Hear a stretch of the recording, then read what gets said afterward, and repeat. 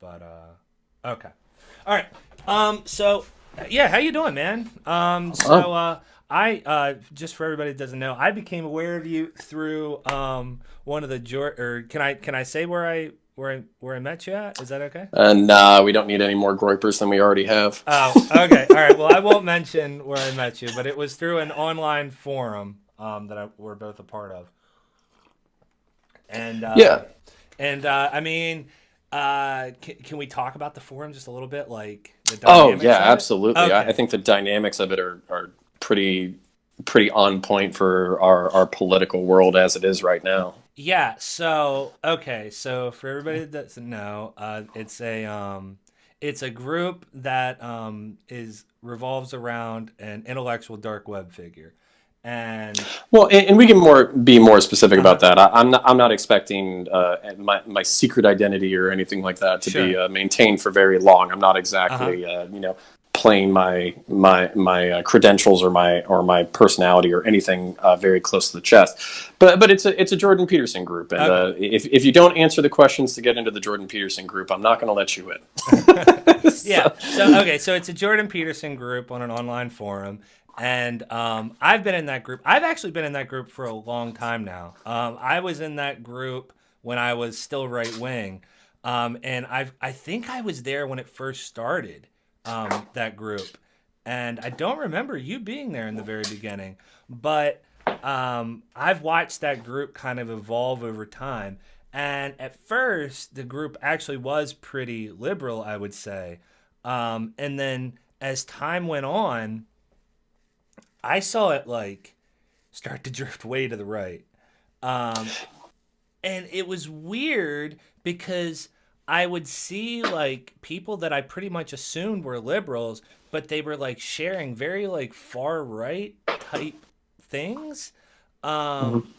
and I remember that culminated in like Theron. I think that this was the group that Theron Myers popped into at one point. But anyway, it was just very interesting watching that group. And now, what I see in there is like you've done a good job of like kind of moderating things a bit lately. But like I'm starting to notice the white nationalists are kind of like poking their heads up a little bit, and then you've got the people kind of countering them a little bit, and so it's just very interesting. And I guess like the reason I bring the group up in general is it's interesting how the political spectrum is playing out right now, and how you have basically like a lot of like white nationalists and like these hardcore nationalists like painting themselves as conservatives and kind of like edging their way into the conservative party. We do have some groypers in the chat too, so you can say hi to them if you'd like. But Hi, gripers. yeah. So um, No, I'd love to address that. I'd love to kind of address the yeah, challenges of having like a free speech bubble and what free speech actually means, which is I think partly responsible for the drift right. And actually that's part of the reason why myself I've started kind of ingesting like leftist content because I'm like, okay, we know that what the reactionary right is going to say, we know what the far right is going to say, we know what the liberals are going to say, calling Jordan Peterson basically a liberal. We know each other's talking points, we know each other's perspectives. So now let's try to shake it up a little bit. Let's try to get some far leftist thought in here. Let's try to get some progressive, because I think even I was very guilty of this for the past few years. Where you're so pissed off by Twitter eggs with a few thousand retweets, saying kill white men, and uh-huh. you get pissed off by these like snapshots of far leftist insanity that you just assume that all of the left is this uncharitable, anti-white, non-intellectual, hyper-progressive, hyper-woke movement, and all you ever see, like I noticed that my newsfeed was dominated by basically leftists being insane and leftist cringe. Mm-hmm. And I think for probably probably a few years, I'm ashamed to admit that I just kind of gave myself that positive feedback loop of always seeing leftists being insane, and I never actually had the curiosity to actually try to buy into any of the ideas or really grapple with intersectionality. I'm a I'm a naturally curious person, though, and I like to think that I'm wrong about everything all the time. So once I've kind of distilled an idea, I need to challenge it, and I need to give props where props are due. I would say ContraPoints was a big part of that, where she actually had a charitable interpretation of some of the right and the far right. And then she also presented leftist ideas in a way that could actually be consumed by her political enemies. Mm-hmm. And I would say that kind of started my curiosity. And I don't want to purely monopolize the time and just talk for 20 minutes straight. Sure. So let's leave it there and get some play back and forth. Yeah. So that was I had the same experience, right? Now, I mean, obviously, I kind of went off to the left, to the far left, to supporting drag time story hours, drag queen story hours, and anyway. Yeah, that's a little far for me. Yeah, no, not really, but this is what I get all the time. So so I mean, I went to like becoming a progressive, right? But the beginnings of that was listening to ContraPoints, and basically, like, I agree with you, right? Like, what Natalie did is she presented the right wing charitably. She presented the other side charitably. And then she also, showed the counter arguments, not in this like straw man form that so many people in the so-called like anti-SJW crowd or the right wing or the far right like characterized, right? Like, for too long, people like Ben Shapiro would go to a college campus, debate some dumb progressive kid, and then say, see, this is the left, this is the monolith, right? Or they'd, like you said, take some like clip out of like 100 that had 100 likes on it on Twitter, of some like anti-white bullshit, and say, this is the left, they want to round up whitey and throw him in camps. And ContraPoints was the first person I saw on YouTube that wasn't like that was reasonable, that had arguments.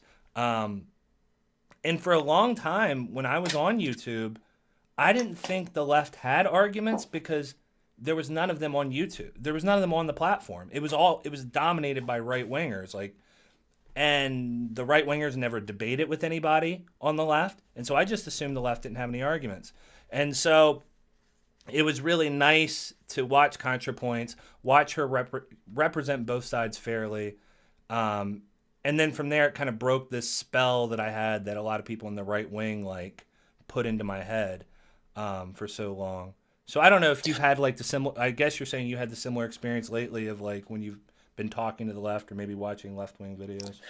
No, I would say it's relatively similar, but I haven't shifted a lot of my perspectives. But Sure. that's because I think I philosophically kind of rooted myself pretty deep in American constitutional kind of libertarianism. Although I'm definitely not a libertarian because that's become synonymous with anarcho-capitalist and anti-statist, and I do think you need some level of state to actually preserve the rights and freedoms of the population.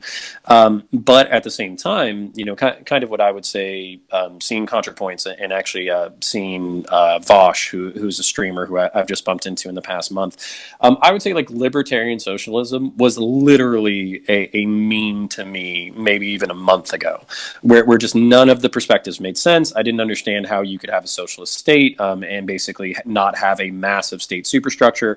I still have my problems with a violent socialist revolution, and I don't know how you don't let authoritarian communists or tankies capitalize on a violent socialist revolution and then basically start killing their political opponents. That's still a perspective that I maintain. Mm-hmm. But what's actually interesting is, he talks about workplace democracy and basically, giving people decent benefits and, not just benefits, but, stock options within the company. So when the company does well, they benefit it from as well. And one of the deepest ironies of all of this is that it's actually, kind of like Christian-founded companies who are already following this model. And I don't know if Costco is Christian-founded, but I believe Chick-fil-A and Publix specifically are both founded by Christians and kind of have like a Christian philosophy within them. They basically give their employees decent pay, generous benefits, vacation, franchise options, stock options, all that kind of stuff. So when the business does well, the employees do well as well. And there's, I believe, 100,000-aire and millionaire career Publix baggers and cashiers.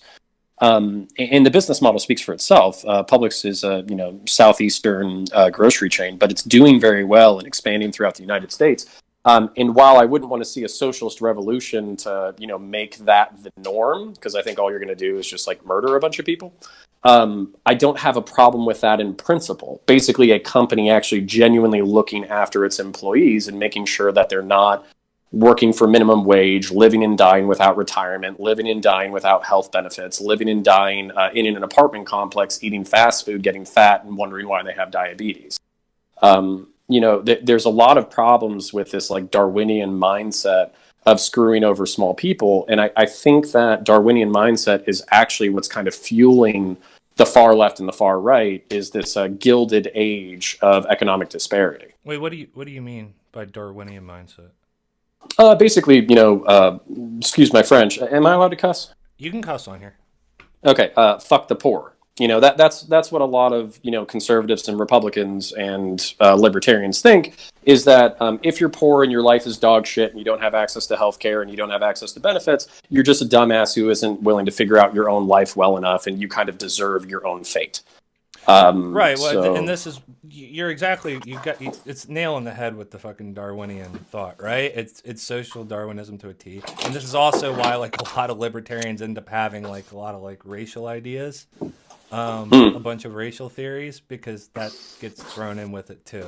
No, you're absolutely right about that. And that's honestly what I got sick of, and that's why I switched to being a progressive, because honestly, I'd probably be a libertarian if I hadn't gotten sold on a bunch of like economic issues, like left-wing economic issues, and got dissuaded from the sort of like social Darwinism. So I don't know. That's kind of heartening that you've examined that, because I see that shit is just really toxic. Well, and I love this like great irony of the Groypers, claiming to be Catholic and all that kind of shit. And, for instance, Nick Fuentes, cussing you out and making, fun of your appearance and being in general just kind of like this bully asshole. It's like, please tell me what part of the message of Christ has to do with being a piece of shit to other people online. Please tell me what part of the message of Christ is for whites only. Isn't Christianity supposed to be a compassionate message about universal faith and, how we engage with the world and how we treat each other? Now, he can be a dick and basically say, oh, well, this is only for people. This is only for members of the club. This is only for Christians. Mm-hmm. It just so happens that that's a direct fucking contradiction to Christianity itself. Now, I'm not trying to, get on my high horse, because I'm not like a particularly religious fella, so I don't want to, lecture, observing Catholics about the tenets of their faith. But that level of like hypocrisy and douchebaggery while claiming to be religiously pious is frankly, that's part of the reason why I left the church in the first place, is because of douchebags like that. So, I don't think you can claim to be a follower of Christ and be cruel and shitty to people. Well, I mean, I would say that was like what broke my fucking, besides like going through the whole, atheism, like YouTube rabbit hole back in the day. It was like growing up and seeing a lot of that shit, right? Like, and that's basically what it is. Compassion is only extended to those we consider human beings. And we only consider certain people humans, right? That's essentially what they're saying, because everybody else is just like an animal that they can treat however they want. Which I would love. I don't want to go on a biblical tangent with you, because I'm sure that's not interested to our secular lefty audience. But like that's one of the deep ironies of Christian conservatism, especially when it gets racist. Is like, oh, okay, wasn't this like a universalist faith? Weren't we supposed to be ministering to the entire planet? Weren't we supposed to be spreading a message of love and forgiveness instead of, fuck poor people and, fuck people who don't believe what I believe? Now, of course, to not to give credit, but just to kind of say how their logic can be internally consistent. Again, we mentioned how it's tribal. It's only for the inner tribe. that we can extend the compassion and forgiveness and mercy and all that kind of stuff. But I just don't think that holds up to scripture. But I don't want to bore your audience to death with a biblical lesson. Maybe, I just think it's particularly hypocritical. Well, maybe we can use the whole talking about humanizing people, right? And we can use it as a hard segue to go into the topic that we wanted to talk about, which is police. So okay, ACAB. Why are most people ACAB? Well, I mean, I would say that. Well, yeah, I'm going to answer my question. All right, you're going to sit there, and I'm going to answer my questions that I'm going to ask. Please, because I'm Faraday Speaks, and I like to hear myself talk. So hey, don't we all? Okay.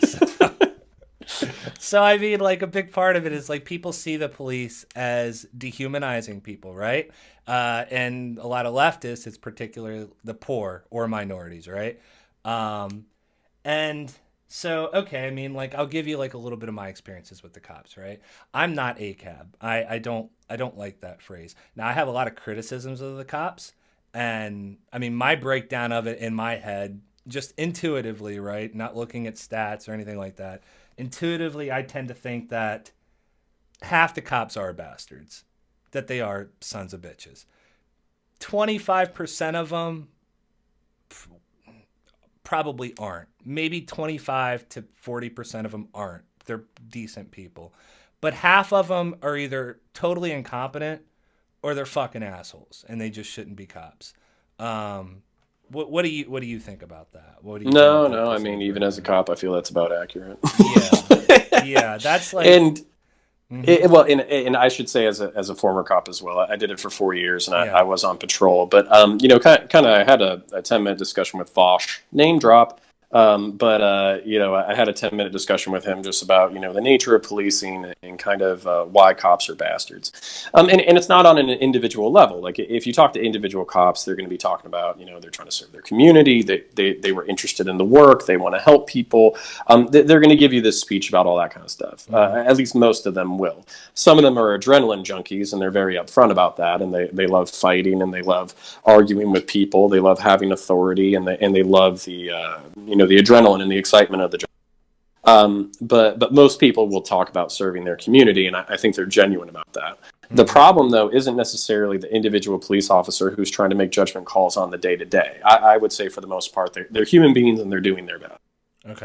But what I would say is that, the way that we've structured our society with, licensing for everything, the drug war in particular, is a very specific way to get into people's lives and fuck up their lives. Now, you can argue that they're already fucking up their lives because they're on drugs. I'm sure some of the trad cons in the chat would agree with that. So, the state has the authority to fuck up their lives even more. My only problem, though, is that we don't do that for alcohol. We don't do that for tobacco. I don't think anybody is pining for the days of prohibition and wants to go back to, the 20s and 30s when we didn't have alcohol. So, cocaine, heroin, meth, I'm kind of good with leaving them illegal, maybe decriminalized, but still not permitted in general, just because of the horrific personal and social consequences that those drugs seem to bring with them, along with high levels of addiction.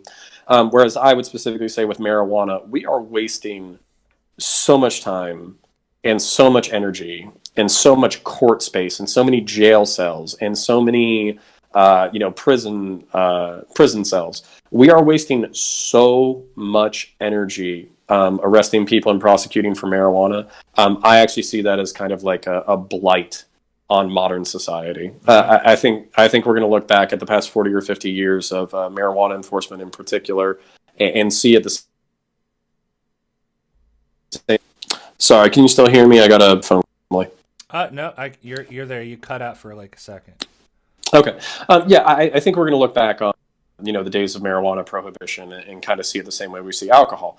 That being said, this obsession in Colorado and California with making the most potent weed possible, I think that's problematic. I think you need to, make some Reggies and some mids for, old farts like me who don't want to trip balls. We ain't going back. You need to catch up because we're not going back.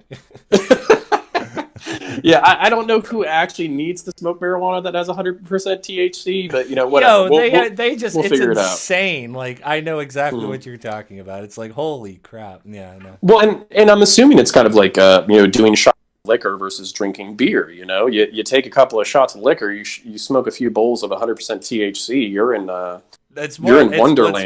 It's more like moonshine, but that's someone. Yeah, no, I believe that. I absolutely believe that. But you're talking about and this kind of gets back to America kind of being founded as a libertarian nation. Okay. Taking another person's freedom is supposed to be a very solemn and sad day.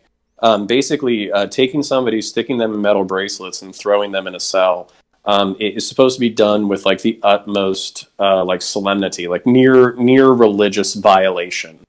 That's how we should see arresting people is as this like wholly negative punishment that we only do when it's absolutely necessary, because we're talking about wasting the cops' time, we're talking about wasting the court's time, we're talking about wasting that person's time, we're talking about screwing up their jobs, we're talking about screwing up their families.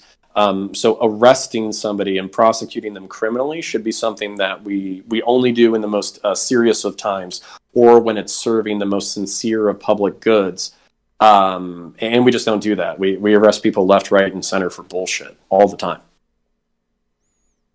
So Yeah, I mean, yeah, I agree. It's bullshit. So, okay, so like some of my experiences with the cops, right? Like, I've had good experiences and I've had bad experiences. I've had cops that treated me very fairly, and then I've had cops that were just total cocksuckers. Some of the bad experiences that I've had, I remember like one time standing in the park and standing there talking with some of my friends, and there was like a shit ton of kids in the park that day. And I reach into my pocket, and I forget what I was sticking in my pocket. And this like cop walks up to me, and he's like, "What are you doing?" I'm like, "What do you mean?" He's like, "What are you doing?" I'm like, "Nothing." And then he's like, "What's in your pocket?" And I was like, "What do you? My wallet?" And he's like, "Show me." He's like, "Give me the pack of cigarettes." I'm like, "Cigarettes? What are you talking about?" He like searches my pockets, and there's nothing but my wallet in there. Anyway, so that was one experience, but like yeah, that's did he apologize? no, he didn't apologize. He was a dickhead about it.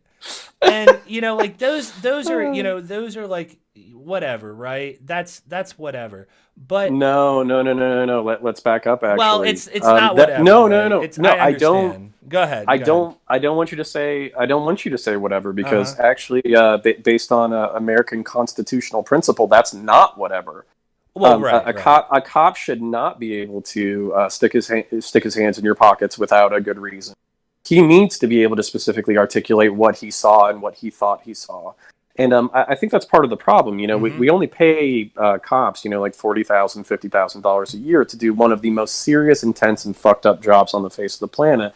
And then we're surprised when we have subpar candidates and we have people who fuck the job up. That's kind of like I literally just got done watching a Nick Fuentes clip where he's laughing about how dog shit teachers are and how they don't deserve more money.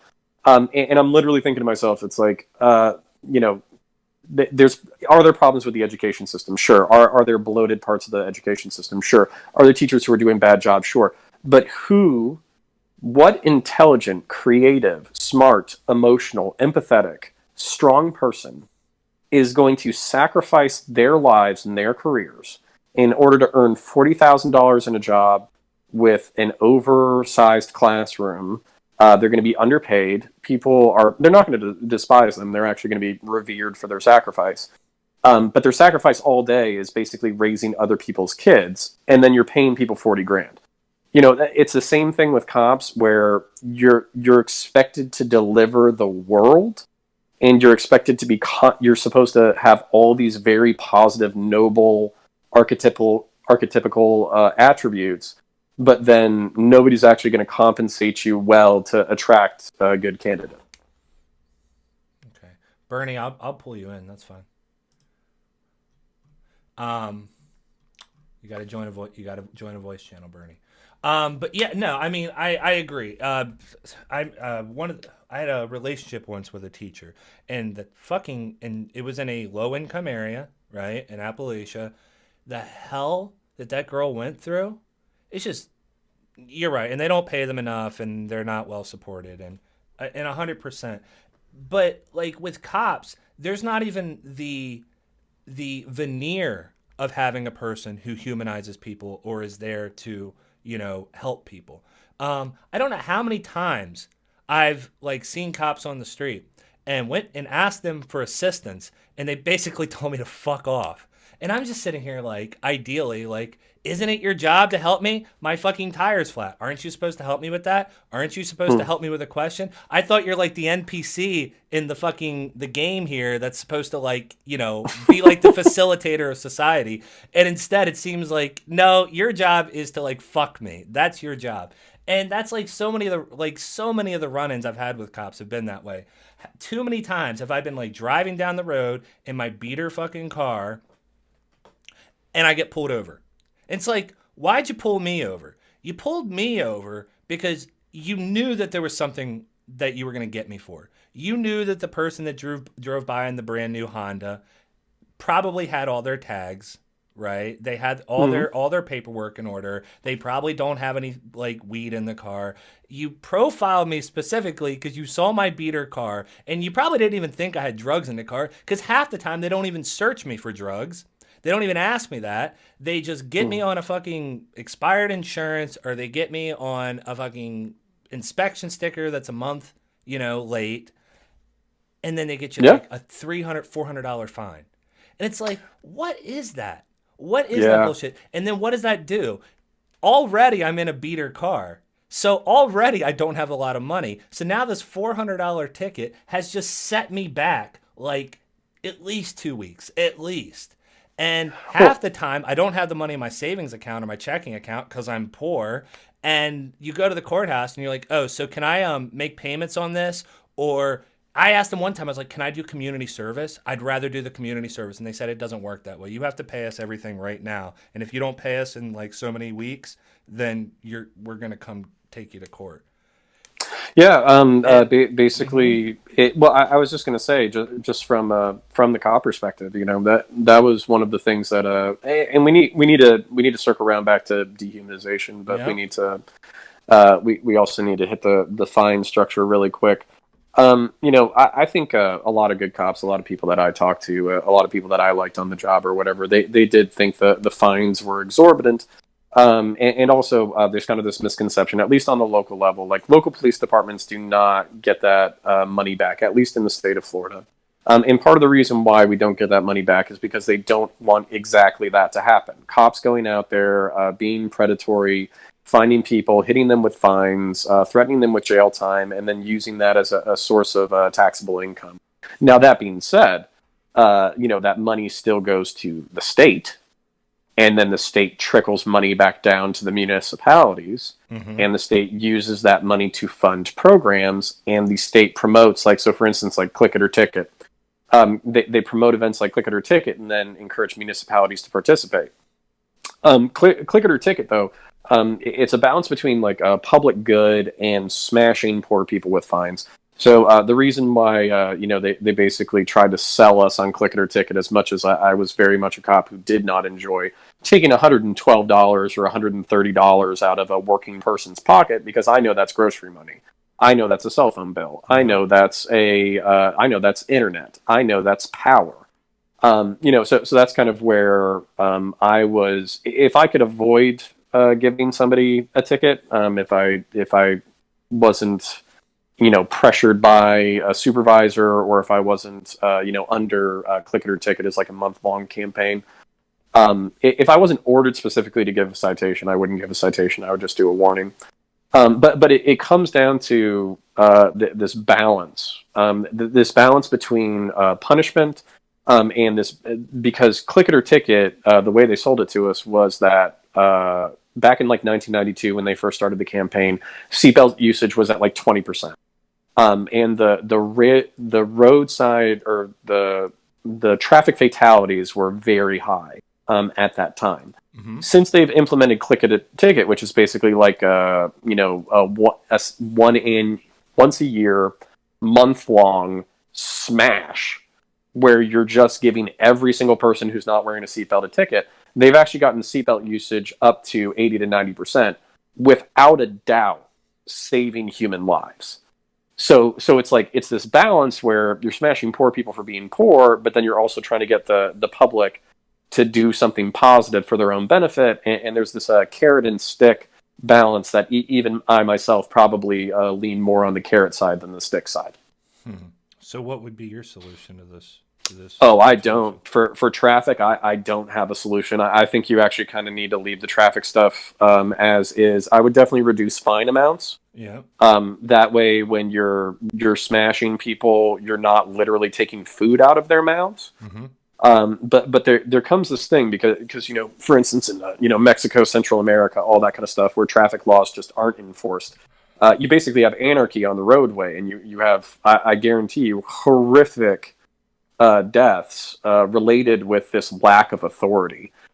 So I think there's some things that cops can ease up on. Specifically, marijuana is kind of a pet issue of mine because I think we're just wasting so much time and money on it. But then I also don't want to create a completely anarchic society because I've kind of seen what people do when they're purely left up to their own devices. I'm gonna pull Bernie in here real quick. All right, Bernie, you're in here. But okay, so I mean that's most of the shit I get upset about actually is the traffic stuff because I see like that's the stuff that poor people are gonna have issues with, and that's the stuff they're gonna hit you with. When you were a cop, how much pressure was put on you to give people tickets? Zero. But I worked on except for Click It or Ticket. I worked in a police department that had adopted, it's a hot new trend with the kids these days, community-oriented policing, which is much more prevalent in small, friendly, well-to-do municipalities because rich people don't like getting tickets. So basically, when you're well-funded, when you have good equipment, when you have good gear, when you have a positive, progressive culture, when you have, progressive or liberal policing, it can kind of lead to this Officer McFriendly, they call it hug a thug, derogatorily. But basically community-oriented policing where you're not being a dick to everybody because, again, if you're in the hood being a dick to a coke dealer who murders people, nobody really gives a shit. But if you're being a dick to the local councilman who makes a few $100,000 a year and who helps appropriate funding for your police department, if you're a dick to him, it's a political problem. So that's when you have a small town that's well funded, you're going to have a more progressive or liberal policing mindset. Okay. By the way, how you doing, Bernie? I'm doing great. I didn't even know the stream was happening, and then I had a pretty good impression of CounterPoints, so I definitely wanted to get in here his opinion on the ACAB, just everything in general with the criticisms of cops. Because I have these conversations a lot with one of my friends who is going into being a firefighter, but first he wanted to be a cop, and then he's really into law enforcement, but he doesn't seem to want to have constructive conversations about it. So I wanted to get obviously CounterPoints, actual opinion from someone who's actually was a cop or So I mean this is very recent too. I only left 6 months ago. So this is not old information. This is not decades old. Could you go ahead and clarify a question for us, Bernie, that you have? No, I don't have a necessarily one question. Maybe I'll think about it. Dude, I'll take all the questions. That's what I'm here for. What do you think about the Daniel Schaefer shooting? You're gonna have to remind me which one that was. I pay attention to most of them. Was that the guy in the hotel? In the hotel, yeah.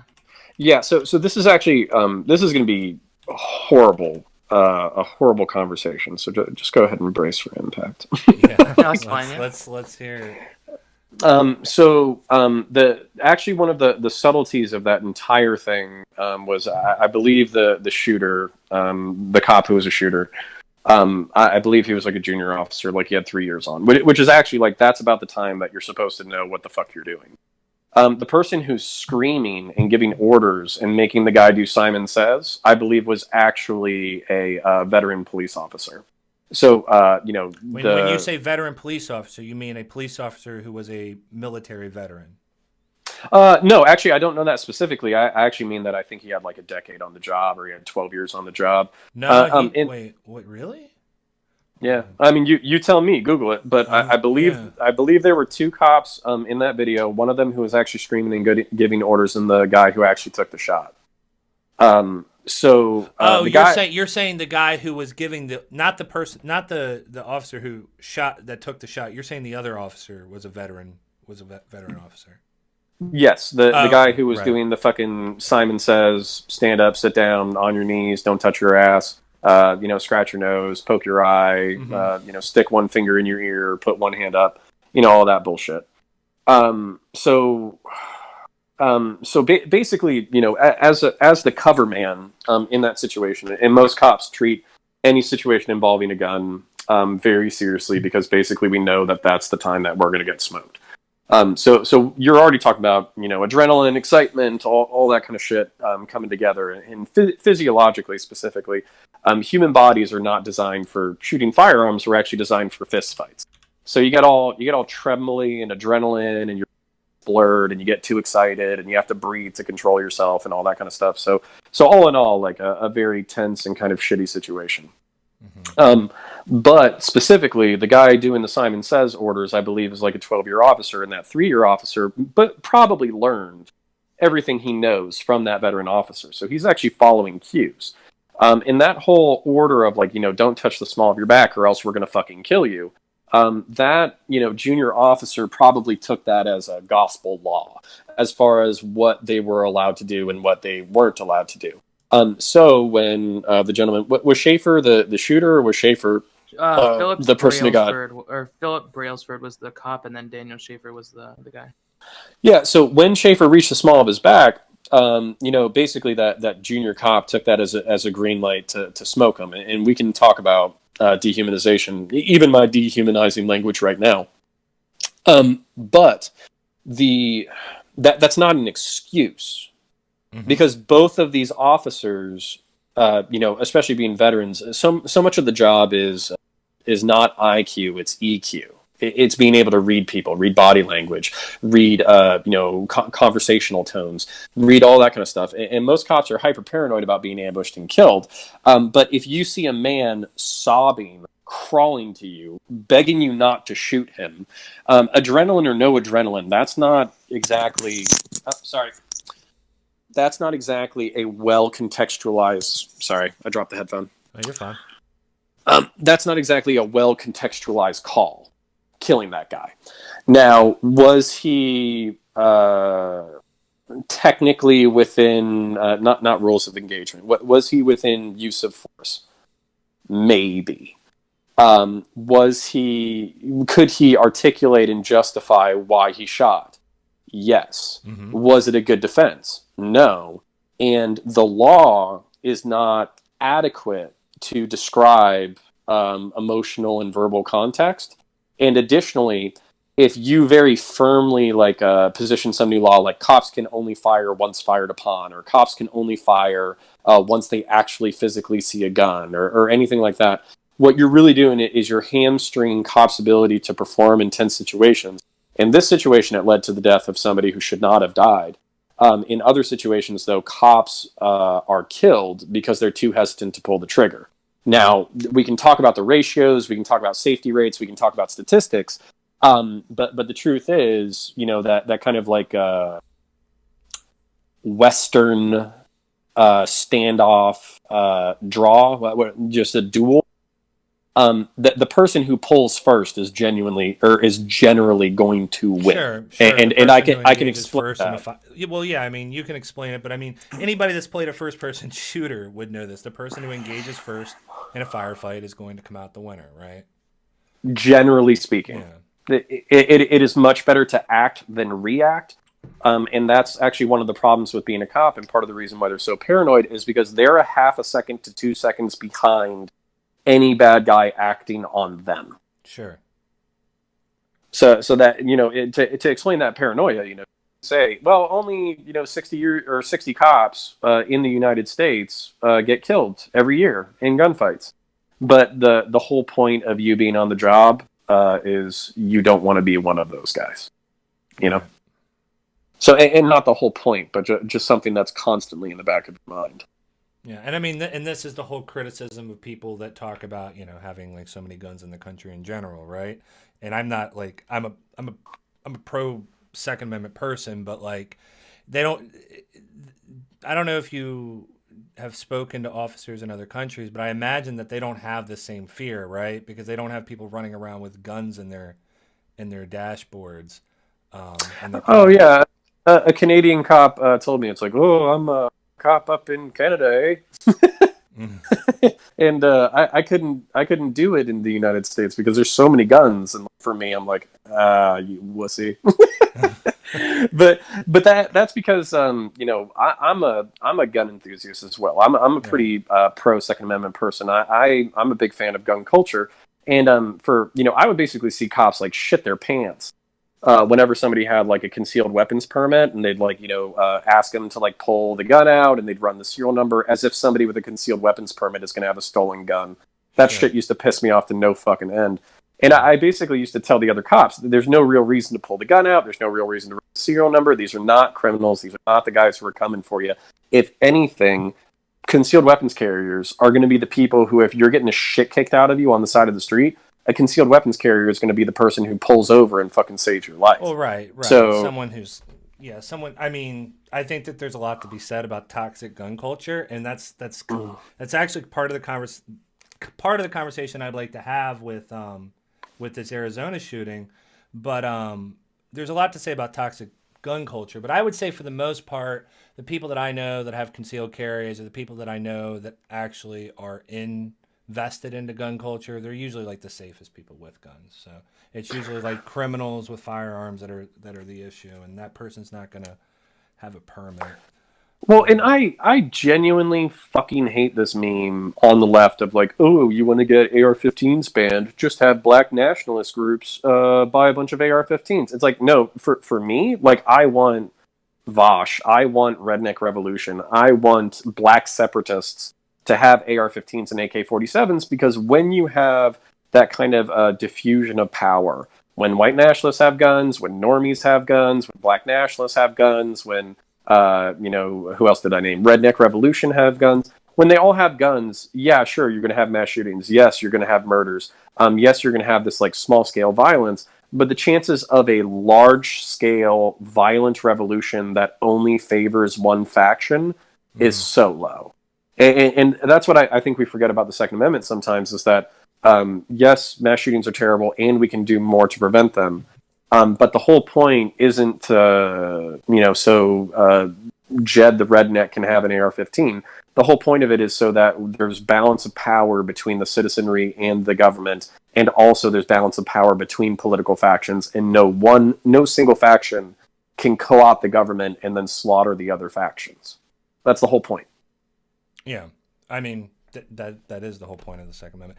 I mean that's what I say. I don't want to take away firearms because I don't want that to monopolize that into the hands of the government. Also, like trying to go around the country and round up firearms. I mean, you're talking about like I don't want to see that happen either because that We could can't even round up illegal immigrants without breaking like several like I don't know like constitutional yeah. violations to like take someone's gun who actually has the capability of defending themselves in the scenario where you come and take them and initiate violence. It's like, oh, And what do you think that's going to cause? I mean, we're talking like Boogaloo territory now, so no thank you. Um, in fact, that's what we saw in the Facebook groups. That all the like the 3%ers, they were like, "Yeah, come and take them," and I'm like, "Jesus Christ, no, don't do that."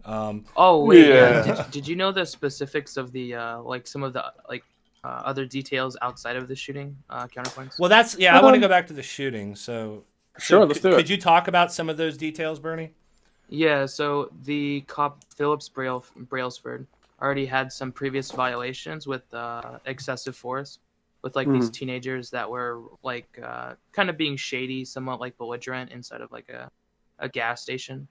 And when he was like trying to like get them and detain them temporarily to get the scenario like under control and get more information, he like literally like tackled them to the ground and like was like had them on the ground and they were trying to like get up, but he kept pushing them.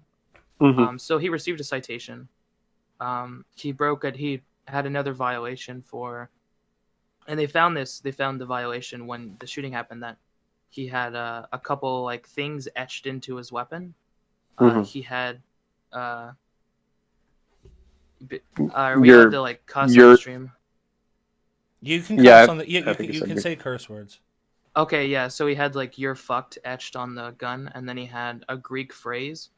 Translated, Moan lobby. It means it basically means come and take them.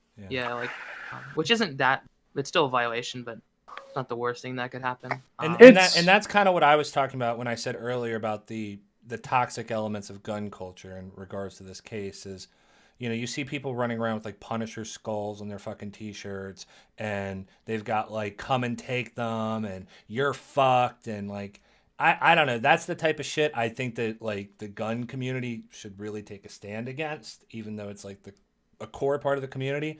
But like you see that in this case where the guy has it on his fucking rifle, and it draws questions like, is that someone that you want as a police officer? Like, so.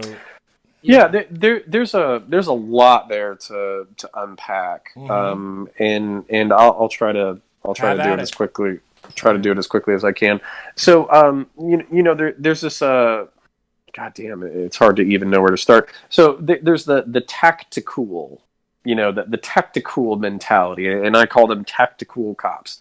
Yeah. A lot of people have this theory that it's like, it's Afghan and Iraqi veterans who are coming home and they're all fucking pissed off and worked up, and they're just beating the dog shit out of people.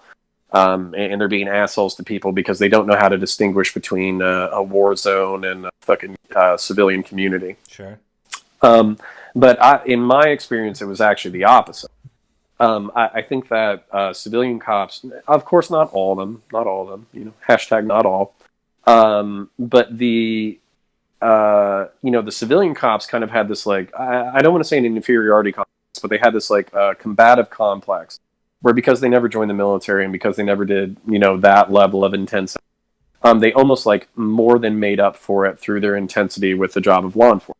Not that law enforcement isn't intense, just that their whole approach to it was this, like warrior, sheepdog, whatever mentality that kind of seemed, I don't want to say exaggerated, because there are intense situations that cops get into, but it seems misplaced and overemphasized. And then I think in particular young cops who don't have a lot of references for the exterior world, by working in the private sector, by dealing with a bunch of different people as they grow up, I think they in particular can be a little trigger happy and aggressive, especially because they don't have being poor as a reference point. If you graduate high school and become a cop, I don't think you have enough world experience to be judging other people on their life choices. So to sit there as somebody who basically got a $50,000 or $40,000 a year job, talking shit to people who have been working in the service industry, making $20,000 for a decade, I don't think you know what the fuck you're talking about. Mm-hmm. So that was kind of a frustrating point of lack of experience for young cops. And then hold up. So kind of young cops, tactical cops. What was the other point? The gun thing. The fact that he was even able to do that to gun kind of tells me how fucked up that department is to begin with. And then also this warrior mentality. I want to say policing is just one of the toughest jobs in the fucking world, because you have to go from, consoling a mom or, a grandmother because a small child died. You have to find, the corpses of abused animals. You have to, basically guard the body of somebody from a traffic homicide who basically got fucking creamed, and their body is now basically a water balloon filled with fucking, fragmented bones. You have to go from that to fucking downtown shooting the shit with fucking normies. Sure.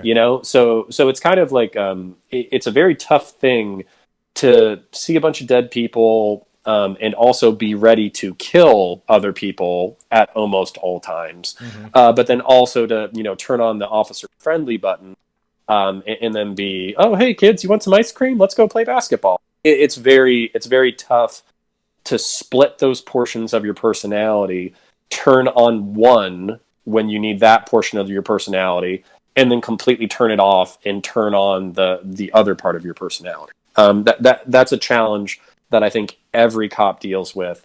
Some of them deal with it by being dicks all of the time. Some of them deal with it by being nice all of the time. And then I think the truly talented few jump between those two personalities. Well, is there any way to select for better cops or train that into somebody? Yeah, pay them a shitload more, and also train them in counterinsurgency. It sounds weird to bring up military tactics in a police setting when most people are saying that we're militarizing the police too much. But 2006 to 2010, the doctrine du jour was counterinsurgency, which is basically no better friend, no worse enemy, which is something that I found very valuable while being a cop. Basically, it's like, if I'm dealing with a 6-year-old kid who's hurt and he's consoling, I am his best friend. I am his advocate. I am talking to him. I am walking him through the situation. I'm emotionally reassuring him. I am his best friend in the entire fucking planet. If I'm dealing with a cokehead or not even a cokehead, a coke dealer who's threatening to murder my fucking family, I basically, which happened, by the way, I need to be able to stare him in the fucking eyeballs and basically let him know, A, I'm not fucking scared of you. B, you fucking go for your gun. I'm gonna fucking dump a mag into your ass. Mm-hmm. Now, that might be a little bit brutal, but he did threaten to kill my family. So let's keep it in perspective. And I didn't say that. I just non-verbally communicated to him that fact. So that's where splitting that personality, negotiating between the two, and finding somebody who can negotiate between the two is very tough. Mm-hmm. And then also, I think it leads to higher levels of emotional burnout. I think if you stay a nice person the entire time, or if you stay a mean person the entire time, it helps you conserve your mental and emotional energy. Whereas if you constantly flip back and forth between the personalities, you get burnt out. Sure. And I would say that that's what actually happened to me. So then what would you do to avoid the burnout? I guess you would just hire more cops. Right? You need to take people off the line. You need to take people off the line. That's the problem. Is patrol is 80% of cops, where you're just on the street day after day after day after day, and there's not a lot of administrative places for you to go, because there's only so many detective slots, and they're very coveted. Sure. And they're generally held by the more experienced people. There needs to be almost like a low level investigative portion of law enforcement that is low intensity, mm-hmm. Where patrol cops can rotate, get off of the road for a little bit, reset themselves emotionally, get some good sleep, maybe not see as many dead people, maybe not get into as many fistfights, and then when they're feeling good and ready, they can go back onto the there are no breaks in law enforcement, which is why a lot of cops retire and then die of heart attacks a few months later. So how long is a typical shift, and then how many shifts does a cop typically work a week? So 12-hour shifts. Most police departments. There's some people who do of running the team? Oh yeah. So you split the day. There are police departments who do 8s, but they're seen as very progressive and nice to work for. Most police departments do 12-hour shifts, and you do 7 out of 14 days. And then it's 2 on, 2 off, 3 on, 2 off, 2 on, 3 off. So every other weekend you have 3 days off, but because you're paid dog shit, you spend all your free time doing overtime duties anyways. So that's kind of the thing where you never really take off the badge. You never really take off the gun. You never really take off the body armor. Dude, you're working like fucking shit tier fucking Amazon warehouse hours shit and shifts. Dude, that shit burns you out when you're just slinging boxes. What the fuck? Oh yeah, dude. And there's nothing, so you basically have a 60-hour week one week and you have a 24-hour week the other week. If your wife is a nurse or a teacher and you're making 40 and they're making 40 or 50 grand, maybe you can actually have your days off. But if your wife is a bartender or a server, like mine, then you're not making enough money and you have to go in for overtime and you have to work those extra days in order to make ends meet. And that's kind of where, on an off duty thing, you might be standing around with your dick in your hand downtown. But you're still working, and there's still people who get hurt. there's still people who get hurt. There's still people who get killed. There's still people who get sick. There's still people who get into fistfights. There's still people who get drunk. So even though you're quote unquote off duty and it's supposed to be easy money, you're still in that hyper vigilant state. So Wait.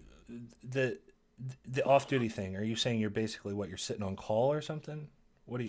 no, like you're guarding like a basketball game or a football game or a high school prom or something like that. You just stand there and you get paid time and a half to stand around and make sure people don't kill each other. Okay. So you're working like fucking shit tier warehouse hours, and the whole time it's like this like super emotionally draining thing. So you're basically grinding people. I would say so. I think most cops would agree. I think a lot of cops get addicted to the stress, they get addicted to the adrenaline, they get addicted to the authority. So they love the job as much as they hate it. But I think most cops would admit to burning out. Okay. So and when you burn out, you don't fucking drop an Amazon box. When you burn out, you fucking kill somebody, or you let somebody die, which that could be bad too. Yeah, so there were some more aspects to the shooting that happened after the shooting that kind of like, I guess, gives you like a clear image of like the guy's like character. There's plenty of asshole cops. I think even most cops who love their job think of themselves as some level of asshole. I include myself. Real quick, just to interrupt, guys. If you have questions in the chat, just ping me. Either do a super chat or just highlight my name, and then I'll write them down, and at the end we'll ask Connor the questions. So I'm sorry. Okay, I can call you Connor. Is that okay? Yeah, do it, man. Okay, I just felt like it was weird to be like. I have a feeling I'm going to throw elbows with Groypers a little bit. They're going to get fucking pissed off, and then they're going to fucking message me and call me a cunt and all that kind of stuff. I already assumed I was going to get some hatred before, so it's no big deal. Listen, man, I fucking was on the face of the New York Times, right? Like, I'm the big grifter. I don't really get a whole bunch of scary stuff, so good. That's not to speak for what experiences you might have with people, but. Yeah, I don't get I don't get too much scary stuff, so. Good. No, I'm happy to hear that. Yeah.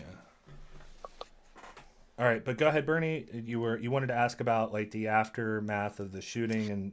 No, it was just like, I don't know, for the audience or whatever, if anyone was still interested in like the shooting. I guess the guy's character seemed pretty shit because for one, he didn't even get fired. I'm assuming the department told him to take medical leave. Oh yeah, can you explain what actually happened after? Because it's bullshit. Like, it's absolute bullshit. Yeah. So essentially, the guy was what is it? He what is it called? He got charged with second degree murder. The charges were acquitted because he chose to go with a jury trial, which I'm assuming he did that because the judge was going to be much more strict, and that the jury treats law enforcement more favorable. So I'm assuming that's why he picked the jury. I'm not going to like make conclusions, but with the guy's previous character, I have to kind of like wonder why he picked the jury. Well, and I have a few notes on that. Yeah, I don't know if Murder to was this Arizona, New Mexico? Or was this? Arizona. I don't know how Murder 2 reads, but I keep seeing this phenomena where cops are overcharged and therefore acquitted, and I have to assume it's intentional. Manslaughter is basically where you accidentally or negligently kill another person, and it only carries a penalty of 5 years. So I think the problem. Not that I'm trying to, reveal the hand of the state attorney's office too much. I fucking hate them. Goddamn, they're assholes. But, they charge somebody with murder, charge a cop with murder, knowing that they'll never get a conviction. And that feels good to the public. And that feels good to the press. And that feels good to the family because, oh yeah, he's getting charged with a super serious crime. But the state attorney's office basically knows that they'll never get a conviction for that charge because the proof is very high. Whereas if they did charge a cop with manslaughter, that would be an infinitely easier case to prove. The only problem is that the cop would go away for 5 years instead of going away for 20. So then the cop does no time when hypothetically through negligence, they could go away for 5. I don't know if I need to explain that better, but No, I think everyone, got that. so state attorney's office and law enforcement departments, they're not in cahoots because it's a big evil conspiracy theory. They're in cahoots because they're completely dependent on each other. Cops have to build good cases so state attorneys can convict good cases. So that's why the courts and the cops are they're buddy. Except for when they're not. When there's an egregious case, they can go ahead and say, "Oh, this cop's a piece of shit," and then they can fucking torch him. But unless there's like this like egregious level of like negligence and malevolence, the state attorney's office have to maintain their political relationships with the police departments that provide cases to them. Okay. I actually forgot to mention that during the shooting, right, you had the guy tell him to crawl over, and that was in violation of like the Mesa Police Department's like policy, I guess. And that if he were acting according to policy, he would have went over to him. But then also practically, right, you would want him to come to you because the way that the door was angled, they don't know if there's another shooter in the room waiting for them. Because of the way it's angled, they get like an advantageous shot at you.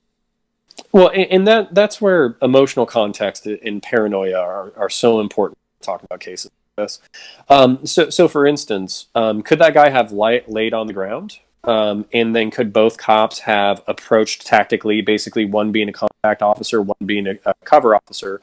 And then could they have that dude basically shimmy, 5 to 6 feet away from the door and call it a day? Yes, they could have done that. Could they not have told them fucking 7 different times what to do with their fucking hands? And could they have seen a crying, sad, drunk man, although he did deny that he was drinking, but that's not his fucking fault. He's an idiot who got drunk and pointed a fucking BB gun out of a rifle or out of a window.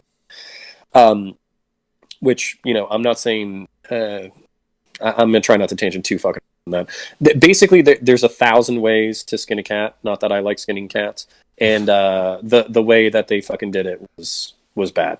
It wasn't great. It wasn't great from a tactical level. It wasn't great from a de-escalation level. It wasn't great from a communicative level. There's just so many things wrong with it. But when they call police training paramilitary, because they don't want to be military, but they have to do lethal tactics. I think the garbage tactics that cops are taught in the academy definitely contribute to deaths in the American public, and it is a competence issue. Okay. So yeah, I mean, in the scenario, I don't know, because there's like 2 ways to look at it. That like practically, if like a cop had a feeling or like strategically the situation was different, you might want them to break the official policy or like rule to do in this instance. Maybe the cop would have like better like knowledge of the scenario when they get into it, but then also you wouldn't want to have cops where they just like kind of forget about the rules or whatever the department like says is official policy. Yeah, policy. I think most cops would agree. Policy is small level shit that they can burn you on if they want to burn you on it. So for instance, driving over the speed limit. Plenty of cops break the speeding violation all the time. Having your body camera on, all or whatever. Plenty of cops fuck that up, and it's not necessarily intentional.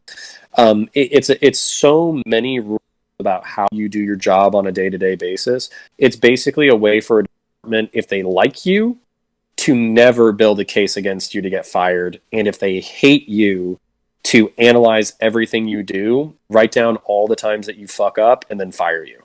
So it's a very political tool. It's not a across-the-board enforcement of all the rules and regulations of a police department. If we did that, there would be no cops. But it's a political tool that if you get out of line, if you defy the political establishment, if you piss off your boss, if you do the job in a way that they don't like, they can build a case against you and then deep fry you eventually. Yeah. And it's also a way for them to punish particularly egregious behavior. So for that time that this guy basically chewed out two teenagers and kicked their ass in front of a Quickie Mart or whatever, Yeah. you know, that's the kind of thing where they can give him an administrative punishment without charging him. You know, and they can be like, oh, well, we handled it. You know, families aren't much more mad and they're not demanding anything else, and we punished him per policy, so we're good.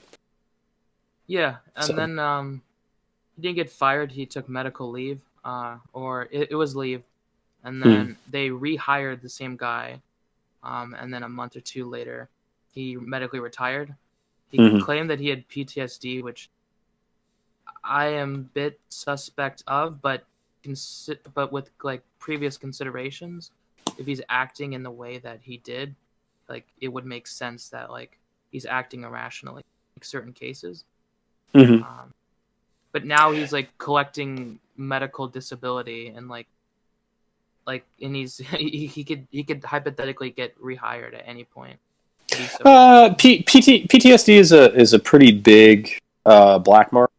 Any police department that hired him after he medically retired for a psychological issue would be open to civil suit. Well, he medically leaved under the case of PTSD, or that's what he claimed he. Like I don't. Yeah, so he could come back and say, "Oh, I'm cured. The therapist helped out. I'm on the right balance of meds. I'm ready to serve the public again."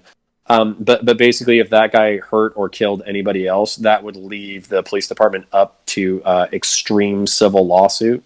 And a lot of this stuff is liability. I hate to be so litigious and make a sexy subject like driving fast and shooting guns and fist fighting people. Right. I hate to make it unsexy, but a lot of what police departments are worried about is being sued. Makes sense. Yeah. So well, and sorry, go ahead. No, go ahead. Oh, well, I was actually going to say, just from a reformist standpoint, something that you could do to basically solve these fucking problems as quickly as possible.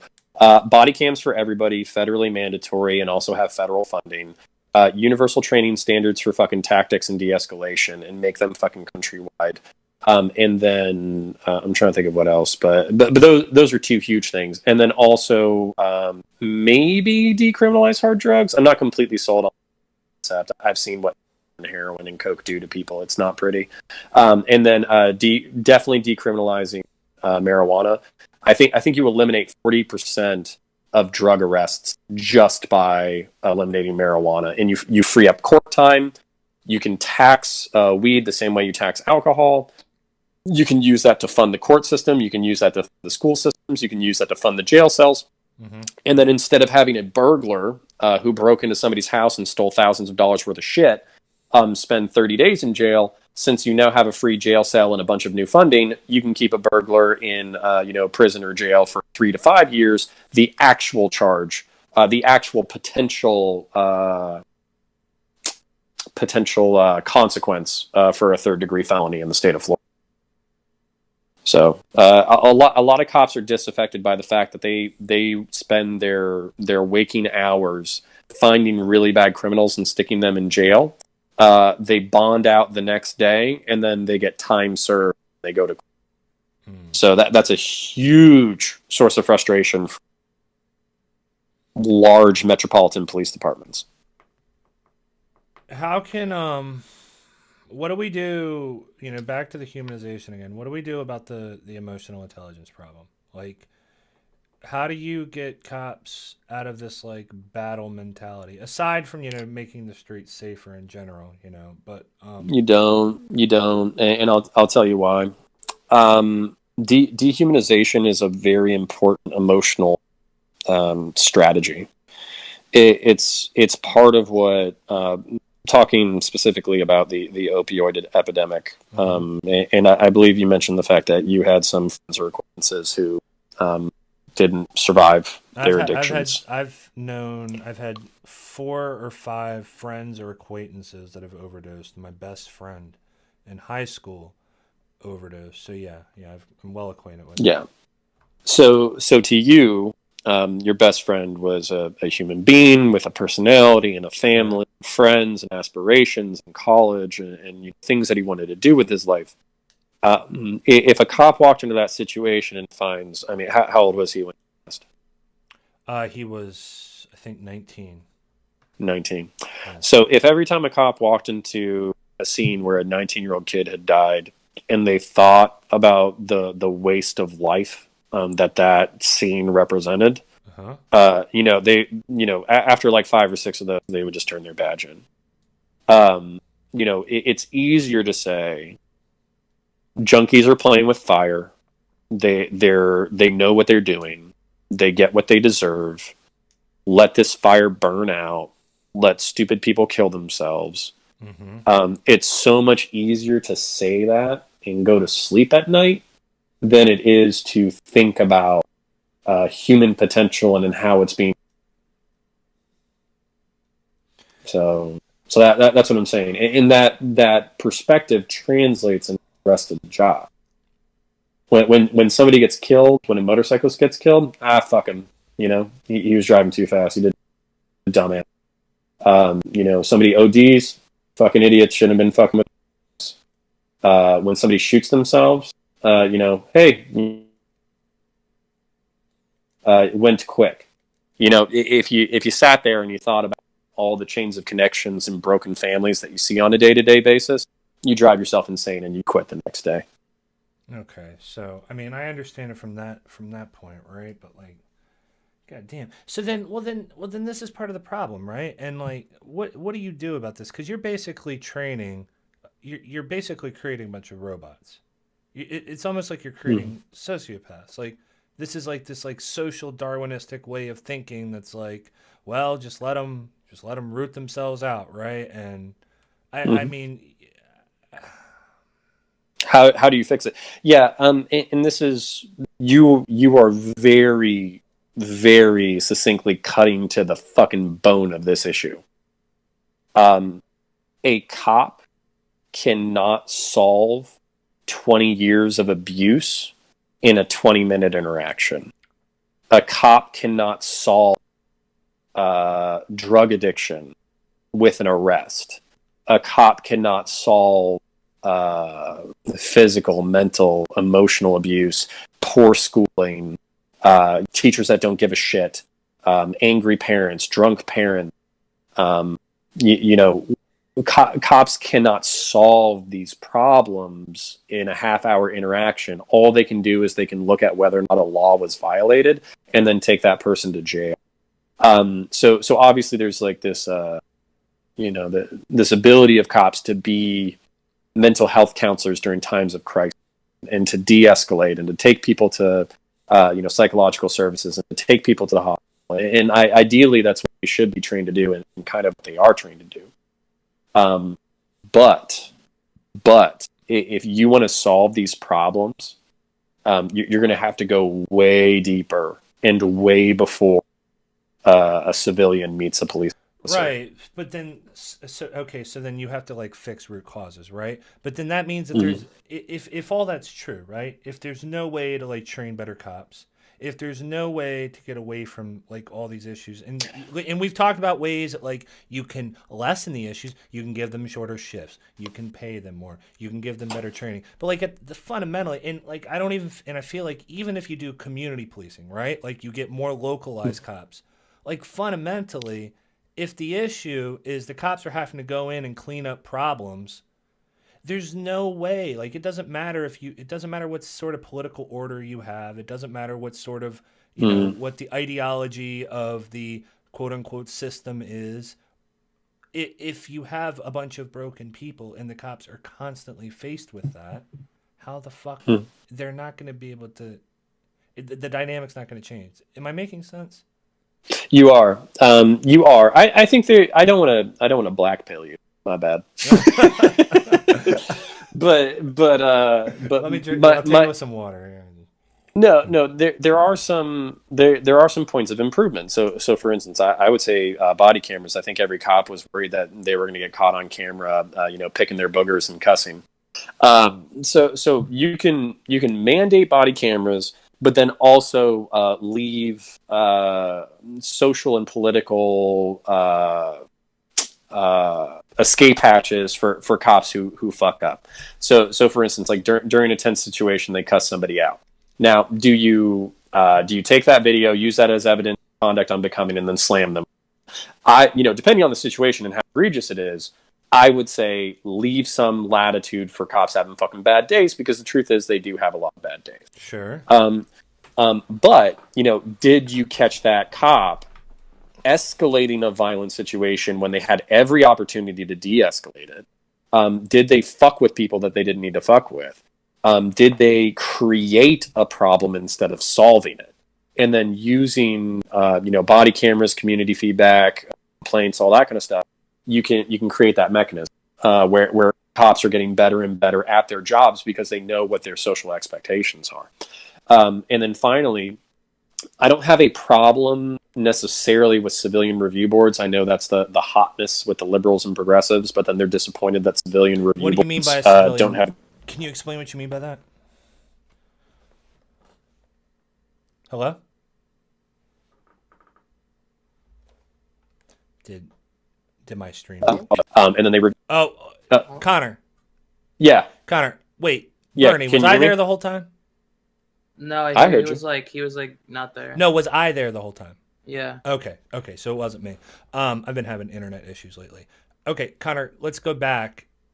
I want you to keep explaining everything you were explaining, but what is a civilian review board? Yeah, so can you hear me now? Yeah, you're fine now. Okay. So in New York and California, in certain municipalities, they basically started having a board of 10 to 12 civilians who take citizen complaints. Once they receive the citizen complaints, they pull the reports, they pull the video camera, they review the incident, and they also take a look at departmental policy and the law. They make disciplinary recommendations to the police department, but then it's ultimately up to the chief what punitive decision he has. Now, the reason why, how do I phrase this? The reason why still being left with the chief is because a bunch of civilians who have never done the job a day in their fucking life have no business Monday morning quarterbacking cops. Sure. However, let's say you had a civilian review board of 10 members. 4% or 4 of them are members of the public. 6 of them are retired cops or something like that. Now you can say that the cops are always going to go. They're always going to go pro-police. But that's not necessarily true, because there are cops who fucking, basically hate other shitbag cops who fuck up the name of law enforcement. So if you had that ratio where 6 out of 10 people, when the 4 people who don't know what the fuck they're talking about, sorry if I'm being denigrating, I'm not trying to be, but they don't know what they're talking about and they don't know what it's like to be a cop, but they do see an egregious situation that needs to be addressed.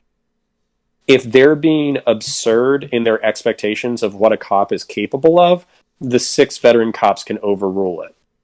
If, however, there is a particularly egregious situation, there's going to be that 1 or 2 cops who side with the civilians and say, nope, this is fucked up. I'm sorry, I cannot defend this.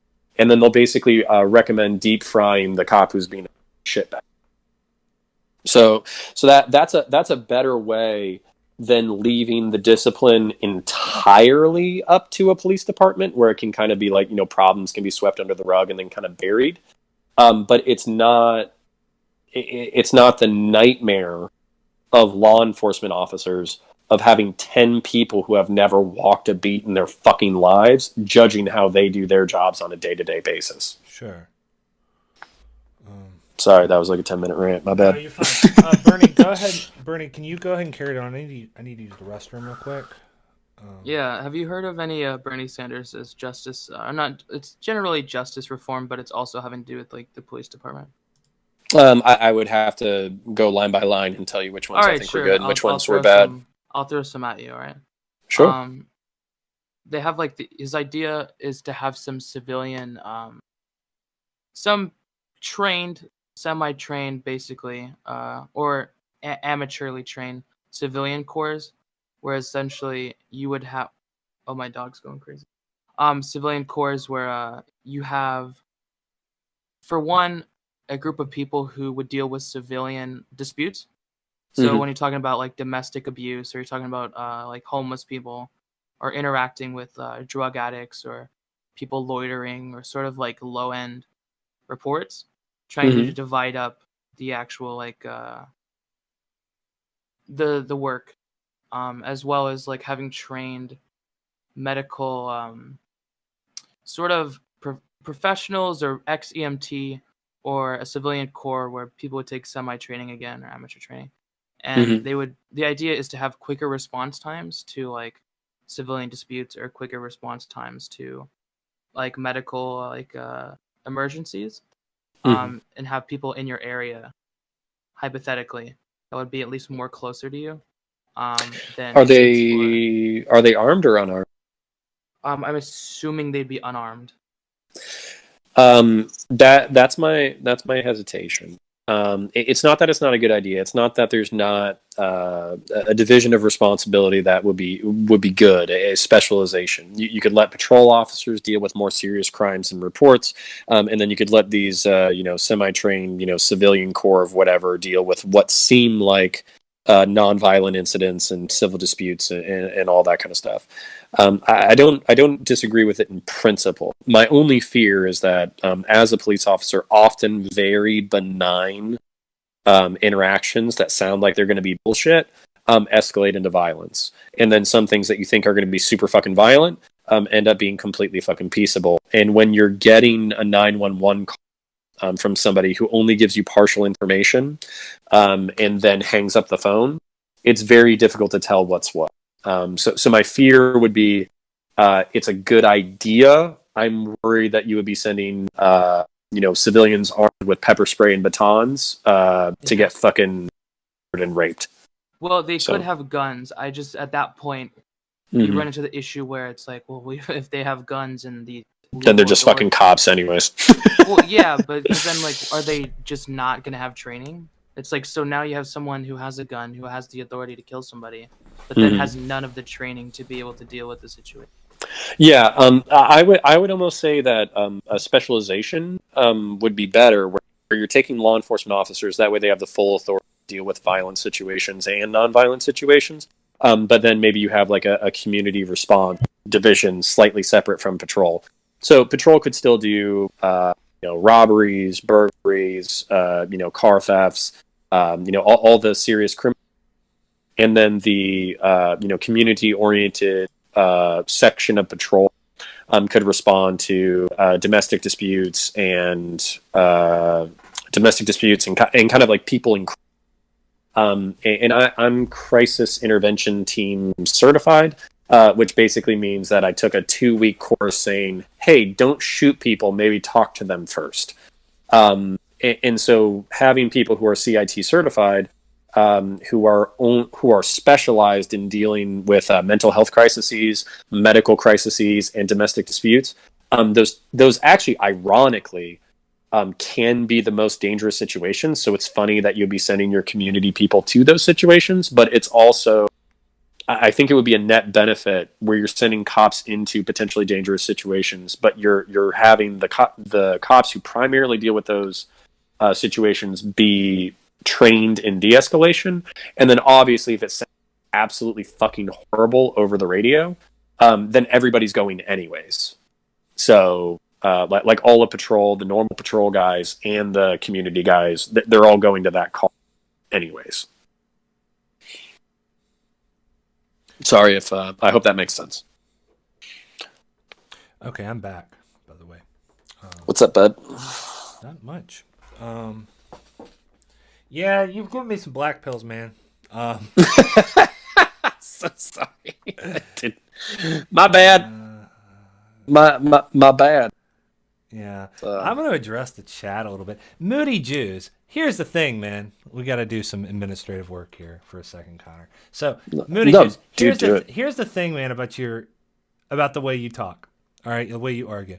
You're disingenuous. Like, you completely misrepresent the other side. Okay, let's look at this for a second. Let's break this down. All right, your white genocide thing. Okay, what is wrong with this? And you're saying, well, everybody in the chat's like promoting white genocide. That's really de-radicalizing me. This is really, look at the left. They believe in genocide. And then when they ask you what's wrong with white genocide, you go on to talk about the Holocaust.